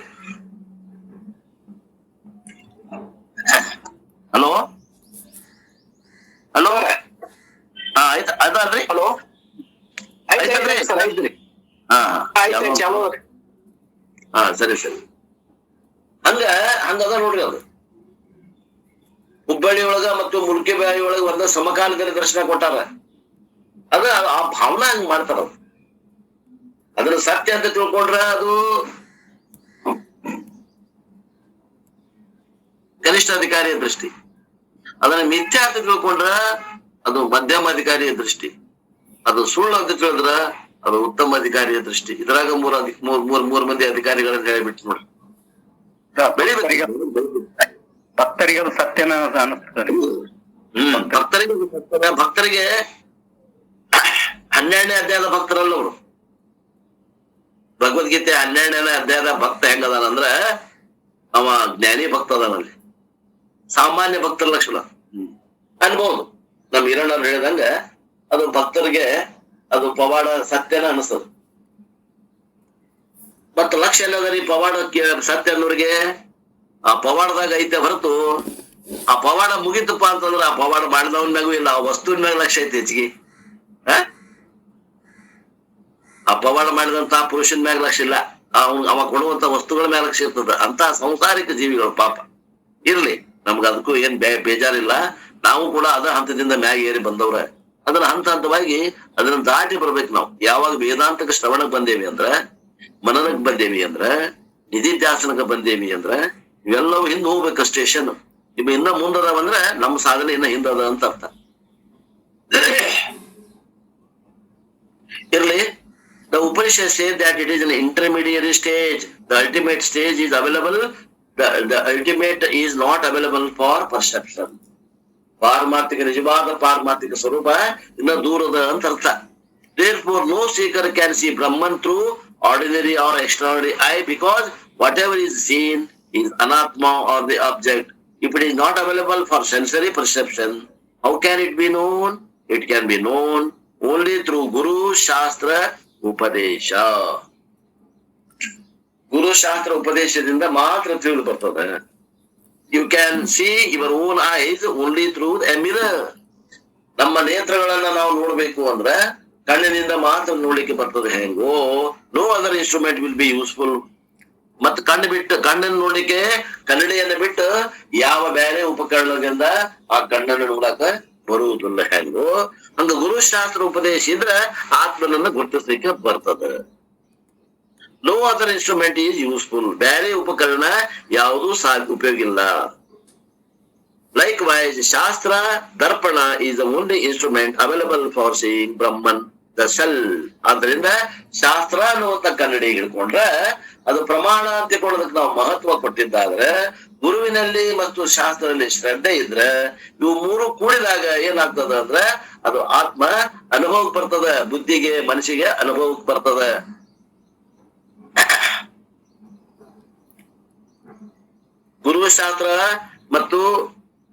ಗುರುಶಾಸ್ತ್ರ ಮತ್ತು ಪ್ರಮಾಣ ಇವು ಮೂರನ್ನು ಬಿಟ್ಟು ಅಂದ್ರ ನಮ್ಗೆ ಏನ್ ಮಾಡಿದ್ರು ಅನುಭವಕ್ಕೆ ಬರುವುದಿಲ್ಲ.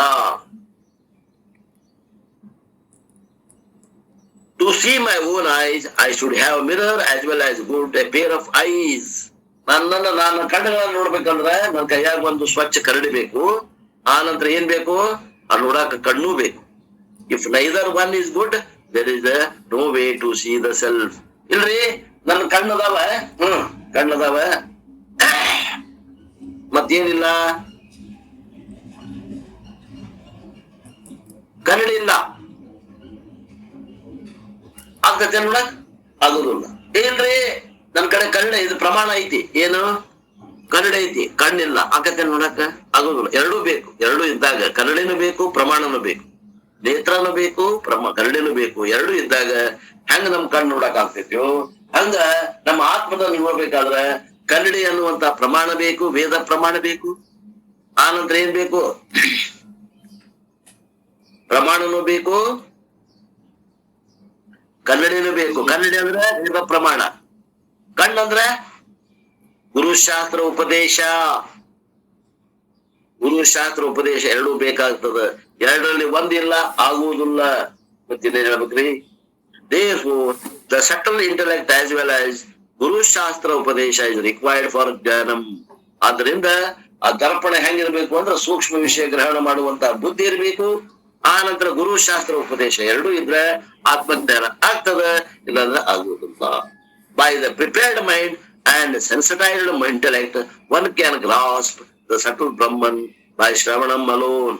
ಬುದ್ಧಿ ಚುರುಕಿತ್ತು, ಅಲ್ಲಿ ಶ್ರವಣ ಮನನ ನಿಧಿಧ್ಯಾಸನ ಇತ್ತು, ಗುರು ಶಾಸ್ತ್ರ ಉಪದೇಶ ಇತ್ತು ಅಂದ್ರೆ ಕೇವಲ ಶ್ರವಣದಿಂದ ಜ್ಞಾನ ಆಗ್ತದೆ. The intellect Manisha is resident in the heart. With that intellect and the insight Manaha given by the teacher, he will be illuminated by proper understanding. ಏನ ಆ ಅಂತಃಕರಣದಲ್ಲಿ ಏನದ ಬುದ್ಧಿ, ಆ ಬುದ್ಧಿ ಮತ್ತು ಏನದ ಆ ಮನಸ್ಸು ಹೆಂಗದ, ಆ ಮನಸ್ಸನ್ನು ಹೆಂಗ್ ಮಾಡ್ಕೋಬೇಕು ಅನ್ನುವಂಥದ್ದು ಏನ್ ಗುರುಗಳು ಹೇಳ್ತಾರ, ಆ ಗುರುಗಳು ಹೇಳಿದಂಗ ಆ ಮನಸ್ಸು ಆತುಪ ಅಂದ್ರೆ ಆ ಬುದ್ಧಿ ಆ ವಿಷಯವನ್ನ ಗ್ರಹಣ ಮಾಡ್ತದ. ಮನಸ್ಸು ಆ ಗುರು ಶಾಸ್ತ್ರ ಉಪದೇಶದ ಆಕಾರ ಆಗ್ಬೇಕು. ಆ ಆಕಾರವನ್ನ ಬುದ್ಧಿ ನೋಡ್ತದ, ಅವಾಗ ತಿಳಿತದ, ಆತ್ಮತತ್ವವನ್ನ ತಿಳಿತದ ಅಂತ ಬುದ್ಧಿ. ಆ ಬುದ್ಧಿ ಹೆಂಗಿರ್ಬೇಕು? ಸೂಕ್ಷ್ಮ ವಿಷಯ ಗ್ರಹಣ ಮಾಡುವಂಗಿರ್ಬೇಕು. ಆ ಮನಸ್ಸು ಏನಾಗ್ಬೇಕು? ಗುರು ಶಾಸ್ತ್ರ ಉಪದೇಶದ ಆಕಾರ ಆಗ್ಬೇಕು ಮನಸ್ಸು. ಇಲ್ಲ ಇದು ಟೆಕ್ನಿಕ್. ನಿಮ್ಮ ಮನಸ್ಸು ಹೆಂಗಾಗ್ಬೇಕು? ಗುರು ಶಾಸ್ತ್ರ ಉಪದೇಶ ಹೇಳಿದಂಗ ಆಕಾರ ಆಗ್ಬೇಕು. ಮನಸ್ಸು ಏನಾಗ್ಬೇಕು? ಅಂತಃಕರಣ ಸೂಕ್ಷ್ಮ, ಬುದ್ಧಿ ಸೂಕ್ಷ್ಮ ಆಗ್ಬೇಕು. ಅಂತ ಬುದ್ಧಿಗೆ ಅಂತ ವಿಷಯ ಅದು ತಿಳಿದು ಬರ್ತದೆ. Thus, the Brahman is revealed this is the only way to know. ಇದು ಒಂದೇ ದಾರಿ ಅದ. Such a person who has gone through the process becomes immortal. ಈ ರೀತಿಯಿಂದ ಯಾವ ತನ್ನ ಸ್ವರೂಪವನ್ನು ಗುರುತಿಸ್ತಾನೆ ಅವನು ಅಮರನಾಗುತ್ತಾನೆ. ಅವನು ಅಮರನಾಗುತ್ತಾನೆ. ಇಲ್ಲಿ ಮುಂದೆ ಹೇಳ್ತಾರ, ಸ್ವಲ್ಪ ಬೇರೆ ವಿಚಾರ ಹೇಳ್ತಾರ, ಕೇಳ್ರಿ. ಟೊಂಪದ ವಿಚಾರ, ಟೊಂಪದ ಲಕ್ಷಾರ್ಥ. The real meaning of the word I as seen by the scriptures must be very clear because the shastra reveal Brahman as you are that. ಆ ಶಾಸ್ತ್ರ ಉಪದೇಶ ಏನದರಿ ಅಂದ್ರೆ ತತ್ ತ್ವಂ ಅಸಿ ಅದ ಮಹಾವಾಕ್ಯದ ಉಪದೇಶ. ತತ್ ತ್ವಂ ಅಸಿ ಅಂದ್ರ ತತ್ ಅಂದ್ರ ಅದು, ತ್ವಂ ಅಂದ್ರ ನೀನು ಇದ್ದೀಯ ಅಂದ್ರೆ ಏನು, ಆ ಪರಮಾತ್ಮನೇ ನೀನು ಇದ್ದೀಯ ಅಂತ ಉಪದೇಶ ಮಾಡ್ತದ ಶಾಸ್ತ್ರ. ಆ ಶಾಸ್ತ್ರ ಉಪದೇಶ ಮಾಡ್ತದ. ಶಾಸ್ತ್ರ ಯಾವಾಗ ಶಾಸ್ತ್ರ ಹೇಳ್ತದ ಏನಂತ, ನೀನು ಆ ಪರಬ್ರಹ್ಮ ವಸ್ತು ಇದೆ ಅಂತ ಹೇಳ್ತದೆ. That you refers to not to the body mind complex. ಅಲ್ಲಿ ನೀನು ಅಂದಾಗ ತೊಂಪದ ಲಕ್ಷಾರ್ಥ, ವಾಚಾರ್ಥ ತಗೋಬಾರ್ದು. ವಾಚಾರ್ಥ ಏನದ, ಈ ಮನಸ್ಸು ಬುದ್ಧಿಗಳ ಸಂಕೀರ್ಣ, ಅದು ವಾಚಾರ್ಥ. ಲಕ್ಷಾರ್ಥ ಏನದ, ಬಟ್ ದ ಕಾನ್ಶಿಯಸ್ನೆಸ್, ಅಲ್ಲಿ ಇದ್ದಂತ ಅರಿವು ಏನದ, ಅದು ನೀನು ಬ್ರಹ್ಮದಿ ಅಂತ ಹೇಳ್ತದ. ಆ ಬಾಡಿ ಮೈಂಡ್ ಕಾಂಪ್ಲೆಕ್ಸ್, ಆ ಶರೀರ ಮತ್ತು ಮನಸ್ಸುಗಳ ಸಂಕೀರ್ಣವನ್ನ ಯಾವುದನ್ನ ದೃಶ್ಯವಾಗಿ ತೋರಾಗತೈತಿ, ಯಾರಿಗೆ ಯಾವ ದೃಕ್ ಅದಾನೋ ಆ ದೃಕ್ ಏನದ, ಅದು ಅರಿವು ಸ್ವರೂಪ. ಆ ಅರಿವು ಸ್ವರೂಪಕ್ಕ ಅಲ್ಲೇ ಲಕ್ಷಾರ್ಥಕ್ಕ ಅಲ್ಲೇ ತೊಂಪದ ವಿಚಾರ ಅಂತ ಹೇಳ್ಯಾರ. ನೀವು ಶರೀರ ಮನಸ್ಸುಗಳಿಗೆ ನಾ ಅಂತ ತಿಳ್ಕೊಂಡ್ರೆ ಮತ್ತೆ ಯಾವಾಗ ಜ್ಞಾನ ನಮಗ್ ಆಗೋದಿಲ್ಲ.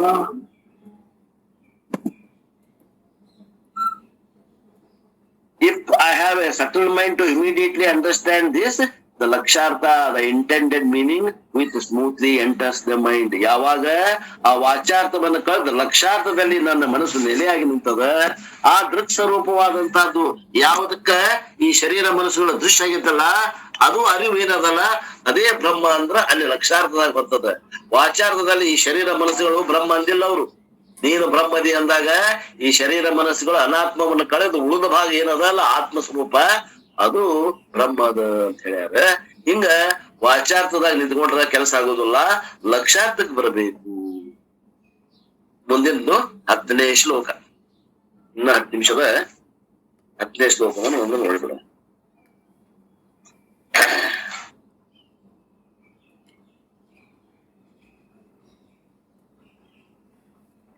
ಯದಾ ಪಂಚಾವತಿಷ್ಠಂತೆ ಜ್ಞಾನಾನಿ ಮನಸಾ ಸಹ ಬುದ್ಧಿಶ್ಚ ನ ವಿಚೇಷ್ಟತಿ ತಾಮಾಹು ಪರಮಾಂಗತಿಂ. ಯಾವಾಗ 5 ಜ್ಞಾನಗಳು ಮನಸ್ಸಿನೊಳಗೆ ನಿಲುಗಡೆ ಬರುವವೋ, ಯಾವಾಗ ಬುದ್ಧಿಯು ಅಲಗಾಡುವುದಿಲ್ಲವೋ, ಅದನ್ನು ಪರಮಗತಿ ಎಂದು ಹೇಳುತ್ತಾರೆ.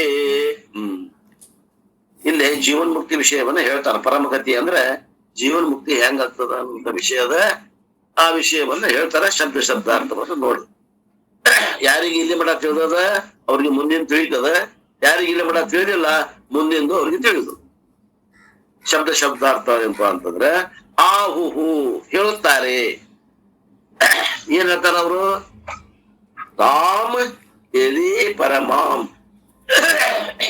ತಾಮ್ ಯದಿ ತಾಮ್ ಗತಿ ಪರಮಾಂ ಯದಾ ಪಂಚ ಜ್ಞಾನಾನಿ ಅಂದ್ರೆ ದ 5 ಆರ್ಗನ್ಸ್ ಆಫ್ ನಾಲೆಜ್, 5 ಜ್ಞಾನೇಂದ್ರಿಯಗಳು, 5 ಜ್ಞಾನಗಳು ಇಲ್ಲಿ, ಜ್ಞಾನೇಂದ್ರಿಯಗಳು 5 ಜ್ಞಾನಗಳು. ಯಾವಾಗ 5 ಜ್ಞಾನಗಳು ಮನುಷ್ಯನೊಳಗೆ ನಿಲುಗಡೆ ಬರುವವೋ, they call the state to be the highest. ಅದು ಒಂದು ಪರಮಗತಿ ಅಂದ್ರೆ ಅದು ಜೀವನ್ ಮುಕ್ತಿ, ಅದು ಶ್ರೇಷ್ಠ ಗತಿ ಎಂದು ತಿಳಿಯುತ್ತಾರೆ. ಯಹ ಮನಸ along with the mind abide in self ಅನುತಿಷ್ಠಂತೆ ಚ ಬುದ್ಧಿ and the intellect doesn't wave. ಏನಂತ ನೋಡ್ರಿ, ಯಾವಾಗ 5 ಜ್ಞಾನಗಳು ಮನುಷ್ಯನೊಳಗೆ ನಿಲುಗಡೆ ಆಗುತ್ತವೆಯೋ ಆದ್ರೆ ಬುದ್ಧಿಯು ಅಲಗಾಡುವುದಿಲ್ಲವೋ ಅದಕ್ಕೆ ಜೀವನ್ಮುಕ್ತಿ ಅಥವಾ ಪರಮಗತಿ ಎಂದು ಹೇಳುತ್ತಾರೆ. ಇಲ್ಲೇ ಜೀವನ್ಮುಕ್ತಿ ವಿಷಯವನ್ನು ಹೇಳಾಕತ್ತಾರ. ಆ ಶಬ್ದ ಶಬ್ದಾರ್ಥವನ್ನ ಹೇಳಿದ್ದೇನೆ. ಇದು ಅಪ್ಪೋರ್ ಏನ್ ಹೇಳ್ತಾರ ನೋಡೋಣ 10ನೇ ಶ್ಲೋಕ. The Upanishad discuss the meditation ಯೋಗಾಭ್ಯಾಸ ಇನ್ ವರ್ಸ್ ನಂಬರ್ 10 and 11. ಜ್ಞಾನಾನಂತರ ಮಾಡುವಂತ ನಿಧಿಧ್ಯಾಸನ ರೂಪ ಅಭ್ಯಾಸವನ್ನ ಹೇಳ್ತಾರೆ. ಮೆಡಿಟೇಷನ್ ಹೇಳಾಗತ್ತಾರ 10ನೇ ಶ್ಲೋಕ ಮತ್ತು 11ನೇ ಶ್ಲೋಕದ. The purpose of meditation is to develop a disciplined mind that can concentrate for the length of time without a distraction. ಜ್ಞಾನ ನಂತರ ಆ ಮನಸ್ಸಿಗೆ ಅದೇ ಒಂದು ಅವಸ್ಥೆ, ಒಂದು ಸ್ಥಿತಿ ಒಳಗ, ಅದೇ ವಿಚಾರದೊಳಗ ಉಳ್ಕೊಳ್ಳಿಕ್ಕೆ ಒಂದು ನಿಧಿಧ್ಯಾಸನ ರೂಪ ಧ್ಯಾನವನ್ನ ಇಲ್ಲಿ ಹೇಳಿಕೊಡಾಗತ್ತಾರೆ. Meditation is a product of Ashtanga Yoga, a well-known system developed by Patanjali. Patanjali ಹೇಳಿದಂತ ಅಷ್ಟಾಂಗ ಯೋಗದಲ್ಲಿ ಧ್ಯಾನ ಬರ್ತದೆ. ಅಷ್ಟಾಂಗ ಯೋಗಗಳಂದ್ರ 8 ಅಂಗಗಳಿಂದ ಕೂಡಿದ ಒಂದು ಯೋಗ. ಯಮ, ನಿಯಮ, ಆಸನ, ಪ್ರಾಣಾಯಾಮ, ಪ್ರತ್ಯಾಹಾರ, ಧಾರಣ, ಧ್ಯಾನ, ಸಮಾಧಿ. ಈ 8 ಅಂಗಗಳಲ್ಲಿ ಏನು ಸಮಾಧಿ ಬರ್ತದ, ಒಂದು ಧ್ಯಾನ ಬರ್ತದ, ಅದೇ ಧ್ಯಾನವನ್ನ ಇಲ್ಲಿ ಹೇಳಾಗತ್ತಾರ. ಆದ್ರ ವೇದಾಂತಿಕ ಧ್ಯಾನ ಏನದ ಸ್ವಲ್ಪ ವ್ಯತ್ಯಾಸ ಅದ. ಅದ ಸಮಾನ ಐತಿ, ಸ್ವಲ್ಪ ವ್ಯತ್ಯಾಸ ಹೇಳ್ತಾರ. Ashtanga yoga is accepted in our tradition also. ಅಷ್ಟಾಂಗ ಯೋಗ ಪತಂಜಲಿ ಅವರು ಹೇಳಿದ ಅಷ್ಟಾಂಗ ಯೋಗವನ್ನ ನಾವು ಏನದ ಅದು ಒಳ್ಳೇದದ ಅಂತ, ಅದರಲ್ಲಿ ಇದ್ದಂತ ಒಳ್ಳೆಯ ವಿಷಯಗಳನ್ನ ನಾವು ತಗೋತೀವಿ. ನಾವು ಅದನ್ನ ಅಷ್ಟಾಂಗ ಯೋಗವನ್ನ ನಮ್ಮ ಪದ್ಧತಿ ವೇದಾಂತದಲ್ಲಿ ಕೂಡ ಒಪ್ಕೊಂಡೇವಿ. ಎದಕ್ ಒಪ್ಕೊಂಡೇವಿ ಅಂದ್ರ for preparing and sharpening the mind. ಆ ಮನಸ್ಸು ಚೂಪಾಗ್ಬೇಕು, ಅರ್ಥ ಆಗ್ಬೇಕು. ಆ ನಂತರ ವೇದಾಂತ ವಿಷಯವನ್ನ ಗ್ರಹಣ ಮಾಡುವಂತ ಸಾಮರ್ಥ್ಯ ಬರಬೇಕು ಅಂದ್ರೆ, ಆ ಧ್ಯಾನಕ್ಕೆ ಬರಬೇಕು ಅಂದ್ರೆ ಅದನ್ನ ನಾವು ಅಲ್ಲಿ ಅಷ್ಟರ ಮಟ್ಟಿಗೆ ಅದು ಉಪಯೋಗ ಮಾಡ್ಕೊಂಡೇವಿ. ದ ಸಿಸ್ಟಮೆಟಿಕ್ ಎಕ್ಸರ್ಸೈಸ್ ಕಲ್ಮಿನೇಟ್ಸ್ ಇನ್ ನಿರ್ವಿಕಲ್ಪಕ ಸಮಾಧಿ. ಅದನ್ನ ನಾವು ಪದ್ಧತಿ ಸ್ವಲ್ಪ ದಿವಸ ಮಾಡಿದ್ರಂದ್ರ ಅದು ನಿರ್ವಿಕಲ್ಪಕ ಸಮಾಧಿಗೆ ಕರ್ಕೊಂಡು ಹೋಗ್ತದ ನಮ್ಗೆ ಅಷ್ಟಾಂಗ ಯೋಗ. The total absorption of the mind in an object or chosen field. ಏನದ ಅಂದ್ರ ಮೈ ಎಲ್ಲಾ ಮರೆತು ಆ ವಿಷಯ, ಧ್ಯಾನಕ್ಕೆ ವಿಷಯವಾದ ವಸ್ತುವಿನಲ್ಲಿ ಮುಳುಗ್ಬೇಕಾಗ್ತದೆ. ಅದಕ್ಕೇನಂತಾರ ನಿರ್ವಿಕಲ್ಪಕ ಸಮಾಧಿ ಅಂತ. ನಿರ್ವಿಕಲ್ಪ ಸಮಾಧಿ ಅಂದ್ರ ಅಲ್ಲೇ ಶರೀರ ಮನಸ್ಸುಗಳನ್ನ ಮರೆತು ಧ್ಯಾನಕ್ಕೆ ವಿಷಯವಾದಂತ ವಸ್ತುವಿನಲ್ಲಿ ಪೂರಾ ಮುಳುಗಬೇಕು. ಇನ್ನು ಅಷ್ಟಾಂಗ ಯೋಗ, the object of meditation are various chakras in the body. ಅಷ್ಟಾಂಗ ಯೋಗದಾಗ ಏನ್ ಹೇಳ್ತಾರ ಅಂತಂದ್ರೆ, ಅವರು ಶರೀರದೊಳಗೆ 8-9 ಚಕ್ರಗಳನ್ನ ಕಲ್ಪನೆ ಮಾಡ್ಯಾರ. ಮೂಲಾಧಾರ, ಸ್ವಾಧಿಷ್ಠಾನ, ಅನಾಹತ, ವಿಶುದ್ಧಿ, ಆಜ್ಞಾ, ಶಿಖ ಅಂತ ಬ್ರಹ್ಮರಂಧ್ರ, ಹಿಂಗ 9 ಚಕ್ರಗಳನ್ನ ಅವರು ಕಲ್ಪನಾ ಮಾಡ್ಯಾರ. ಆಪರೇಷನ್ ಮಾಡಿದ್ರೆ ಸಿಗುದಿಲ್ಲ ಅಂದ್ರೆ ಇಲ್ಲಂತಲ್ಲ, ಸೂಕ್ಷ್ಮ ಅದಾವ ಅಂತ ಅರ್ಥ. ತಿಳ್ಕೊಡ್ರಿ, ಚಕ್ರಗಳು ಅದಾವ, ಅವು ಸೂಕ್ಷ್ಮ ಅದಾವ. ಆಪರೇಷನ್ ಮಾಡಿದ್ರೆ ನಿಮ್ಗೆ ಸಿಗುದಿಲ್ಲ, ಸೂಕ್ಷ್ಮ ಅದಾವ. ಆ ಚಕ್ರಗಳನ್ನ ಹೇಳ್ತಾರ ಅವರು. ಆ ಚಕ್ರಗಳಲ್ಲಿ ನೀವು ಮನಸ್ಸನ್ನ ಮುಳುಗಿಸ್ರಿ ಅಂತ ಹೇಳ್ತಾರ ಅವರು. ಆದ್ರೆ ನಾವು ಹಂಗ ಹೇಳುದಿಲ್ಲ. Advaitins are not generally interested in meditation on objects such as chakras. ಈ ಚಕ್ರಗಳಲ್ಲಿ ನಿಮ್ಮ ಮನಸ್ಸನ್ನ ಮುಳುಗಿಸುವಂತ ನಾವ್ ಹೇಳುದಿಲ್ಲ. ನಾವ್ ಹೆಂಗ್ ಹೇಳ್ತೀವಿ ಅಂದ್ರೆ, they combine yogabhyasa with upasana by practising meditation on devata instead of chakras. Advaitins are not generally interested in meditation on objects like chakras. They combine yoga abhyasa with upasana by practicing meditation on devata instead of chakra. ವೇದಾಂತಿಗಳು ಚಕ್ರ ಬಗ್ಗೆ ದೇವತೆಗಳನ್ನ ಹೇಳ್ತೀವಿ.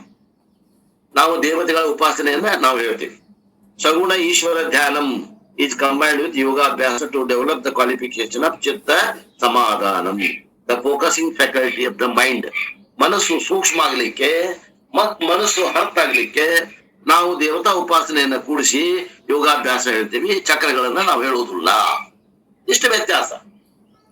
ಚಕ್ರ ಹೇಳಿ ತಪ್ಪೇನಲ್ಲ, ಮತ್ತೆ ಅದು ಕೆಳಗಿಂದು ನಮ್ಮ ಮ್ಯಾಗಿಂದು ಹಂಗೇನಿಲ್ಲ. ಅವ್ರು ಅದ ಹೇಳ್ತಾರಲ್ಲ, ನಾವು ಹಿಂಗ ಹೇಳ್ತೀವಿ. ಇಷ್ಟೇ. ಅದರಿಂದ ಏನಾಗ್ತದೆ ಅಂತಂದ್ರೆ, ನಮ್ಮಲ್ಲಿ ಚಿತ್ತ ಸಮಾಧಾನ ಆಗ್ತದೆ. ನಮ್ಮಲ್ಲಿ ಏನದ ಮನಸ್ಸನ್ನ ಕೇಂದ್ರೀಕರಿಸಿ ಆ ವಿಷಯದಾಗ ತಲ್ಲೀನಾಗುವಂಗ ಮಾಡ್ತದ. ಯಾವು ಈ ಉಪಾಸನಾ ಸಾಧನೆಗಳು. Which one is the component of ಸಾಧನ ಚತುಷ್ಟಯ ಸಂಪತ್ತಿ. ಸಾಧನ ಚತುಷ್ಟಯ ಸಂಪನ್ನರಾಗ್ಲಿಕ್ಕೆ ಬರ್ತವೆ. ವಿವೇಕ, ವೈರಾಗ್ಯ, ಸಮಾಧಿ, ಷಡ್ಗುಣ ಸಂಪತ್ತಿ, ಈ ಮುಮುಕ್ಷತ್ವ ಅನ್ನುವಂತ ಈ 4 ಗುಣಗಳು ಬರ್ಬೇಕಂದ್ರೆ ನಾವು ಪತಂಜಲಿ ಯೋಗವನ್ನ ಸ್ವಲ್ಪ ಮಾಡಿಫೈ ಮಾಡಿ ಅಲ್ಲಿ ಚಕ್ರಗಳನ್ನ ಅದ್ರ ಬಗ್ಗೆ ನಾವು ದೇವತಾ ಉಪಾಸನೆಯನ್ನು ಹೇಳಿ ನಾವು ಆ ಧ್ಯಾನವನ್ನ ಅಳವಡಿಸಿಕೊಂಡೇವಿ. ನೀವು ಅದ ಮಾಡ್ತೀವಿ ಅಂದ್ರೆ ಅದ ಮಾಡ್ಬೋದು. ನಾವು ಇದು ಈ ವೇದಾಂತದೊಳಗೆ ಹಿಂಗ್ ಮಾಡಿ. Chapter number 6 of Bhagavad Gita discusses the 8 stages of Ashtanga Yoga in ಯೋಗಾಭ್ಯಾಸ, ಸಮಾಧಿ ಅಭ್ಯಾಸ. is not prescribed as a means of self knowledge and moksha. ನಾವು ಈ ಒಂದು ಏನ್ ಹೇಳಿದ್ರೆ ಎಷ್ಟೊತ್ತರ ಈ ಧ್ಯಾನವನ್ನ 6ನೇ ಅಧ್ಯಾಯದ ಉಪಯೋಗ ಮಾಡೇವಿ ನಾವು. ಭಗವದ್ಗೀತೆ 6ನೇ ಅಧ್ಯಾಯದೊಳಗೆ ಈ ಅಷ್ಟಾಂಗ ಯೋಗದಾಗ ಹೇಳಿದ್ದೆಲ್ಲ ಸ್ವಲ್ಪ ಮಾಡಿಫಿಕೇಶನ್ ಮಾಡ್ಕೊಂಡು ಬದಲಾವಣೆ ಮಾಡ್ಕೊಂಡು ಅದನ್ನ ಯೋಗಾಭ್ಯಾಸ ಸಮಾಧಿ ಅಭ್ಯಾಸ ಅಂತ ಹೇಳಿವಿ. ಮತ್ತ ಇನ್ನೊಂದ್ ಮಾತು ತಿಳ್ಕೊಳ್ರಿ, it is not prescribed as a means of self knowledge. ಆತ್ಮಜ್ಞಾನಕ್ಕಾಗಿ ನಾವು ಹೇಳಿಲ್ಲ ಇದನ್ನ. ಆತ್ಮಜ್ಞಾನಕ್ಕಾಗಿ ಧ್ಯಾನ ಮಾಡ್ರಿ ಅಂತ ಹೇಳಿಲ್ಲ, ಅಥವಾ ಮೋಕ್ಷಕ್ಕಾಗಿ ಹೇಳಿಲ್ಲ. ಅಂತಃಕರಣ ಏಕಾಗ್ರತೆ, ಅಂತಃಕರಣ ಶುದ್ಧಿಗಾಗಿ ಹೇಳಿದ್ವಿ.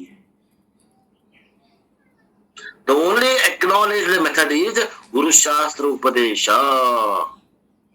ನಾವೇನ ಹೇಳಾಗತ್ತೇವಿ ಅಂತಂದ್ರ ಜ್ಞಾನಕ್ಕೆ ಸಾಧನೆ, ಮುಖ್ಯ ಸಾಧನೆ ಯಾವುದು ಅಂದ್ರೆ ಗುರುಶಾಸ್ತ್ರ ಉಪದೇಶ. ಅಲ್ಲಿ ಬರ್ಬೇಕು ನಮ್ಮ ಲಕ್ಷ್ಯ. ಅಷ್ಟಾಂಗ ಯೋಗದಾಗ ನಿಂದಿರಬಾರದು. ಬರೇ ಬುದ್ಧಿ ಅರ್ಥ ಮಾಡೋ ಕೆಲಸ ಅಷ್ಟ ಅದು. ಎಷ್ಟು ದಿವಸ ಬುದ್ಧಿ ಅರ್ಥ ಮಾಡೋರು ನೀವು? ಸಾಕು, ನಮ್ಗೆ ಎಷ್ಟು ಬೇಕಷ್ಟು ಅರ್ಥ ಆದ್ರೆ ಸಾಕು. ಅಜ್ಞಾನವನ್ನು ಕಳೆಯುವಷ್ಟು ಮಟ್ಟಿಗೆ ಆದ್ರೆ ಸಾಕು. The only acknowledged method is guru shishya upadesha, ಗುರು ಶಾಸ್ತ್ರ ಉಪದೇಶ. ಗುರುಶಾಸ್ತ್ರ ಉಪದೇಶ ಏನೈತಲ್ಲ, ಇದು ನಿಜವಾದ ಸಾಧನ. Moksha can be gained only through jnanam. ಆ ಜ್ಞಾನದಿಂದ ಮೋಕ್ಷ ಹೊಂದೇವಿ. ಅಷ್ಟಾಂಗ ಯೋಗದಿಂದ ಮೋಕ್ಷ ಆಗುದಿಲ್ಲ, ತಿಳ್ಕೊಡ್ರಿ. Which can be gained only through shravanam. ಆ ಶ್ರವಣದಿಂದ ಮಾತ್ರ ಜ್ಞಾನ, ಜ್ಞಾನದಿಂದ ಮೋಕ್ಷ. Samadhi abhyasa is an instrument to polish the mind. ಆ ಮನಸ್ಸನ್ನ ಹೊಳಪ ತರಾಕ, ಮನಸ್ಸಿನಲ್ಲಿದ್ದ ದೋಷ ಕಳೆಯಾಕ, ಅಷ್ಟ ಸ್ವಚ್ಛ ಮಾಡಾಕ, ಮನಸ್ಸಿಗೆ ಸೋಪ್ ಹಚ್ಚಾಕ, ಸೋಪ್ ಹಚ್ಚಿ ತೊಳೆಯಾಕ, ಒಳಗಿನ ಕಶ್ಮಲಗಳನ್ನ ತೊಳೆಯೋದು. ಅನೇಕ ಜನ್ಮದಲ್ಲಿ ಪಾಪ ಸಂಸ್ಕಾರಗಳವಲ್ಲ ಅವನ್ ತೊಳೆಯಾಕ ಆ ಅಷ್ಟಾಂಗ ಯೋಗದಲ್ಲಿ ಇದ್ದಂತ ಧ್ಯಾನವನ್ನ ಉಪಯೋಗ ಮಾಡ್ತೇವಿ. ಅದು ಜ್ಞಾನ ಪೂರ್ವ ಧ್ಯಾನ 6ನೇ ಅಧ್ಯಾಯ. 12ನೇ ಅಧ್ಯಾಯ ಜ್ಞಾನಾನಂತರ ಧ್ಯಾನ, ಅದಕ್ಕೆ ನಿಧಿಧ್ಯಾಸನ ಅಂತೇವಿ. ಎಷ್ಟ್ ಸಲ ಹೇಳೇನಿ. ಯಾರು ತಿಳಿದಾರ, ಯಾರು ತಿಳಿದಿಲ್ಲ, ಈಗರ ತಿಳ್ಕೊಟ್ರು. We do not practice, we do not prescribe meditation for mystical experiences. ನೋಡ್ರಿ, ನಾವು ಅಲೌಕಿಕವಾದ ಅನುಭವಗಳು ಆಗ್ಲಿ ಅಂತ ತಿಳ್ಕೊಂಡು ಮೆಡಿಟೇಷನ್ ಹೇಳಾಗತ್ತಿಲ್ಲ. Because these have nothing to do with spiritual knowledge or liberation. ಅಲೌಕಿಕವಾದ ಅನುಭವಗಳಿಗೂ ಮತ್ತು ನಮಗಾಗುವಂತ ಮೋಕ್ಷಕ್ಕೂ ಏನೇನೇನೇನು ಸಂಬಂಧ ಇಲ್ಲ, ಏಟೇಟು ಸಂಬಂಧ ಇಲ್ಲ. A person can be happily liberated without any such experiences. ಅಲೌಕಿಕವಾದ ಅನುಭವಗಳ ಆಗದನ ನೀವು ಇಷ್ಟು ಶ್ರವಣ ಮನನ ನಿಧಿಧ್ಯಾಸನ ಮಾಡಿದ್ರಂದ್ರ ಆತ್ಮಜ್ಞಾನ ಆಗ್ತದೆ. ಆತ್ಮಜ್ಞಾನದಿಂದ ಮೋಕ್ಷ ಆಗ್ತದೆ. ಈ ರಿಕ್ವೈರ್ಸ್ ಓನ್ಲಿ ಪ್ಯೂರಿಟಿ. ನಮಗ ಅಂತಃಕರಣ ಶುದ್ಧಿ ಆಗ್ಬೇಕಾಗ್ಯದ, ನಮ್ಮ ಹೊಲ ಹಸನ ಆಗ್ಬೇಕಾಗ್ಯದ. ಅಷ್ಟೇ ನಾವು ಅಲ್ಲಿ ಧ್ಯಾನದಿಂದ ಉಪಯೋಗ ತಗೊಂಡು focusing capacity and ability to study the Upanishads and assimilate this shastra is the only requirement. ನಮಗಲ್ಲೇ ಪವಾಡಗಳು ಬೇಕಾಗಿಲ್ಲ, ನಮಗೇನೋ ಅಲೌಕಿಕವಾದ ಒಂದು ವಸ್ತು ಪ್ರಾಪ್ತಿ ಆಗ್ಬೇಕಾಗಿಲ್ಲ. ಅಂತಃಕರಣ ಶುದ್ಧಿ ಆಗಬೇಕು, ವೇದಾಂತ ಹೇಳಿದ್ದು ನಮ್ಗೆ ತಿಳಿಬೇಕು, ಅವು ನಮ್ಮಲ್ಲಿ ಉಳಿಬೇಕು. ಆ ಶಾಸ್ತ್ರದ ಕೊನೆಯ ನಿಲ್ಲುವಾದಂತಹ ಆತ್ಮಸ್ವರೂಪವನ್ನು ಗುರುತಿಸಿ ಅದರಲ್ಲಿ ನೆಲೆಯಾಗಿ ನಿಲ್ಲುವಂಗ ಆದ್ರೆ ಸಾಕು. In this verse ಇನ್ನೊಂದು ಸ್ವಲ್ಪ ಅದ ಮುಗಿಸೇ ಬಿಡ್ತೇನ್ರಿ, ಇನ್ನೊಂದ್ 2 ಪ್ಯಾರ ಅದ. In this verse lord Yama discuss the culmination of ಯೋಗಾಭ್ಯಾಸ. ಇಲ್ಲೇ ಯಮಧರ್ಮರಾಯ ಯೋಗಾಭ್ಯಾಸ ಮತ್ತು ನಿರ್ವಿಕಲ್ಪ ಸಮಾಧಿ ಎರಡೂ ಕೂಡಿಸಿ ಅಭ್ಯಾಸವನ್ನು ಹೇಳಾಗತ್ತಾನೆ. ನಿಧಿಧ್ಯಾಸನ ರೂಪ ಅಭ್ಯಾಸದ ಇದು. We have the focusing capacity in any field. ನಮ್ಗೆ ಯಾವ್ದ ಒಂದು ಕ್ಷೇತ್ರ ತೋಡ್ರಿ, ಅದ್ರಾಗ ತಲ್ಲೀನತೆ ಆಗುವಂತ ಶಕ್ತಿ ನಮಗದ. There is an instance of a chess player losing 5 kg just by playing with the concentration, although no physical exercise took place. And ಒಂದು ಉದಾಹರಣೆ ಹೇಳ್ತಾರ ಅಪ್ಪೋರು. ಒಬ್ಬ ಚೆಸ್ ಪ್ಲೇಯರ್ ಇದ್ದಂತ, ಅವ ಚೆಸ್ ಪ್ಲೇಯರ್ದಾಗ ಇಷ್ಟು ಮಗ್ನ ಆಗಿದ್ದಂದ್ರ ಅವನು ಊಟದ ಕಡೆ ಲಕ್ಷ್ಯ ಕೊಡದನ ಆಟ ಆಡಿದ್ದಂತ. 5 kg ಅವ ತೂಕ ಕಳ್ಕೊಂಡಿದ್ದಂತ. ಅವ ಯಾವ್ದು ಎಕ್ಸರ್ಸೈಸ್ ಮಾಡಿದ್ದಿಲ್ಲಂತ. ಅಂದ್ರೆ ಏನು, ಅಷ್ಟು ತಲ್ಲೀನತಾಗಿದ್ದ, ಊಟಕ್ಕೆ ಲಕ್ಷ್ಯ ಇಲ್ಲ ಒಂದು ಅಂತ ಅರ್ಥ. We are using the same focusing capacity to gain the ಸಾಧನ ಚತುಷ್ಟಯ ಸಂಪತ್ತಿ. ನಾವು ಅದೇ ಒಂದು ಏನದ ಕೇಂದ್ರೀಕರಿಸೋದು, ಮೈ ಮನವನ್ನ ಮರೆತು ನಾವು ತಲ್ಲೀನತೆರಾಗ್ಬೇಕು ನಮ್ಮ ಸಾಧನೆ ಒಳಗ. ಆ ಒಂದು ಸಲುವಾಗಿ ನಾವು ಏನ್ ಮಾಡಾಕತ್ತೀವಿ ಅಂದ್ರ ಇಲ್ಲೇ ಸಾಧನ ಚತುಷ್ಟಯ ಸಂಪತ್ತಿ ಗಳಿಸ್ಬೇಕು. ಆದ್ದರಿಂದ ಸಗುಣ ಈಶ್ವರ ಧ್ಯಾನವನ್ನ ಮಾಡ್ತಾ ಇದ್ದೇವಿ. Focusing on formed God. ಮೊದಲ ನಾಮರೂಪ ಸಹಿತವಾದಂತ ದೇವರಲ್ಲಿ ಫೋಕಸ್ ಮಾಡ್ತೀವಿ. ಆ ನಂತರ ನಿರ್ವಿಕಲ್ಪಕ ಸಮಾಧಿಯಲ್ಲಿ ಫೋಕಸ್ ಮಾಡ್ತೀವಿ ಹಂತ ಹಂತವಾಗಿ. ವಿ ಗೆಟ್ ವಿಸಿಬಲ್ ದೃಷ್ಟ as well as invisible ಅದೃಷ್ಟ benefits by this. Playing chess with an intense concentration will not give adrishta phalam. These two verses are the basis for chapter number 6 of the Bhagavad Gita. In the verse number 619 of Bhagavad Gita, Krishna likens the mind in samadhi to the flame that remains without flickering.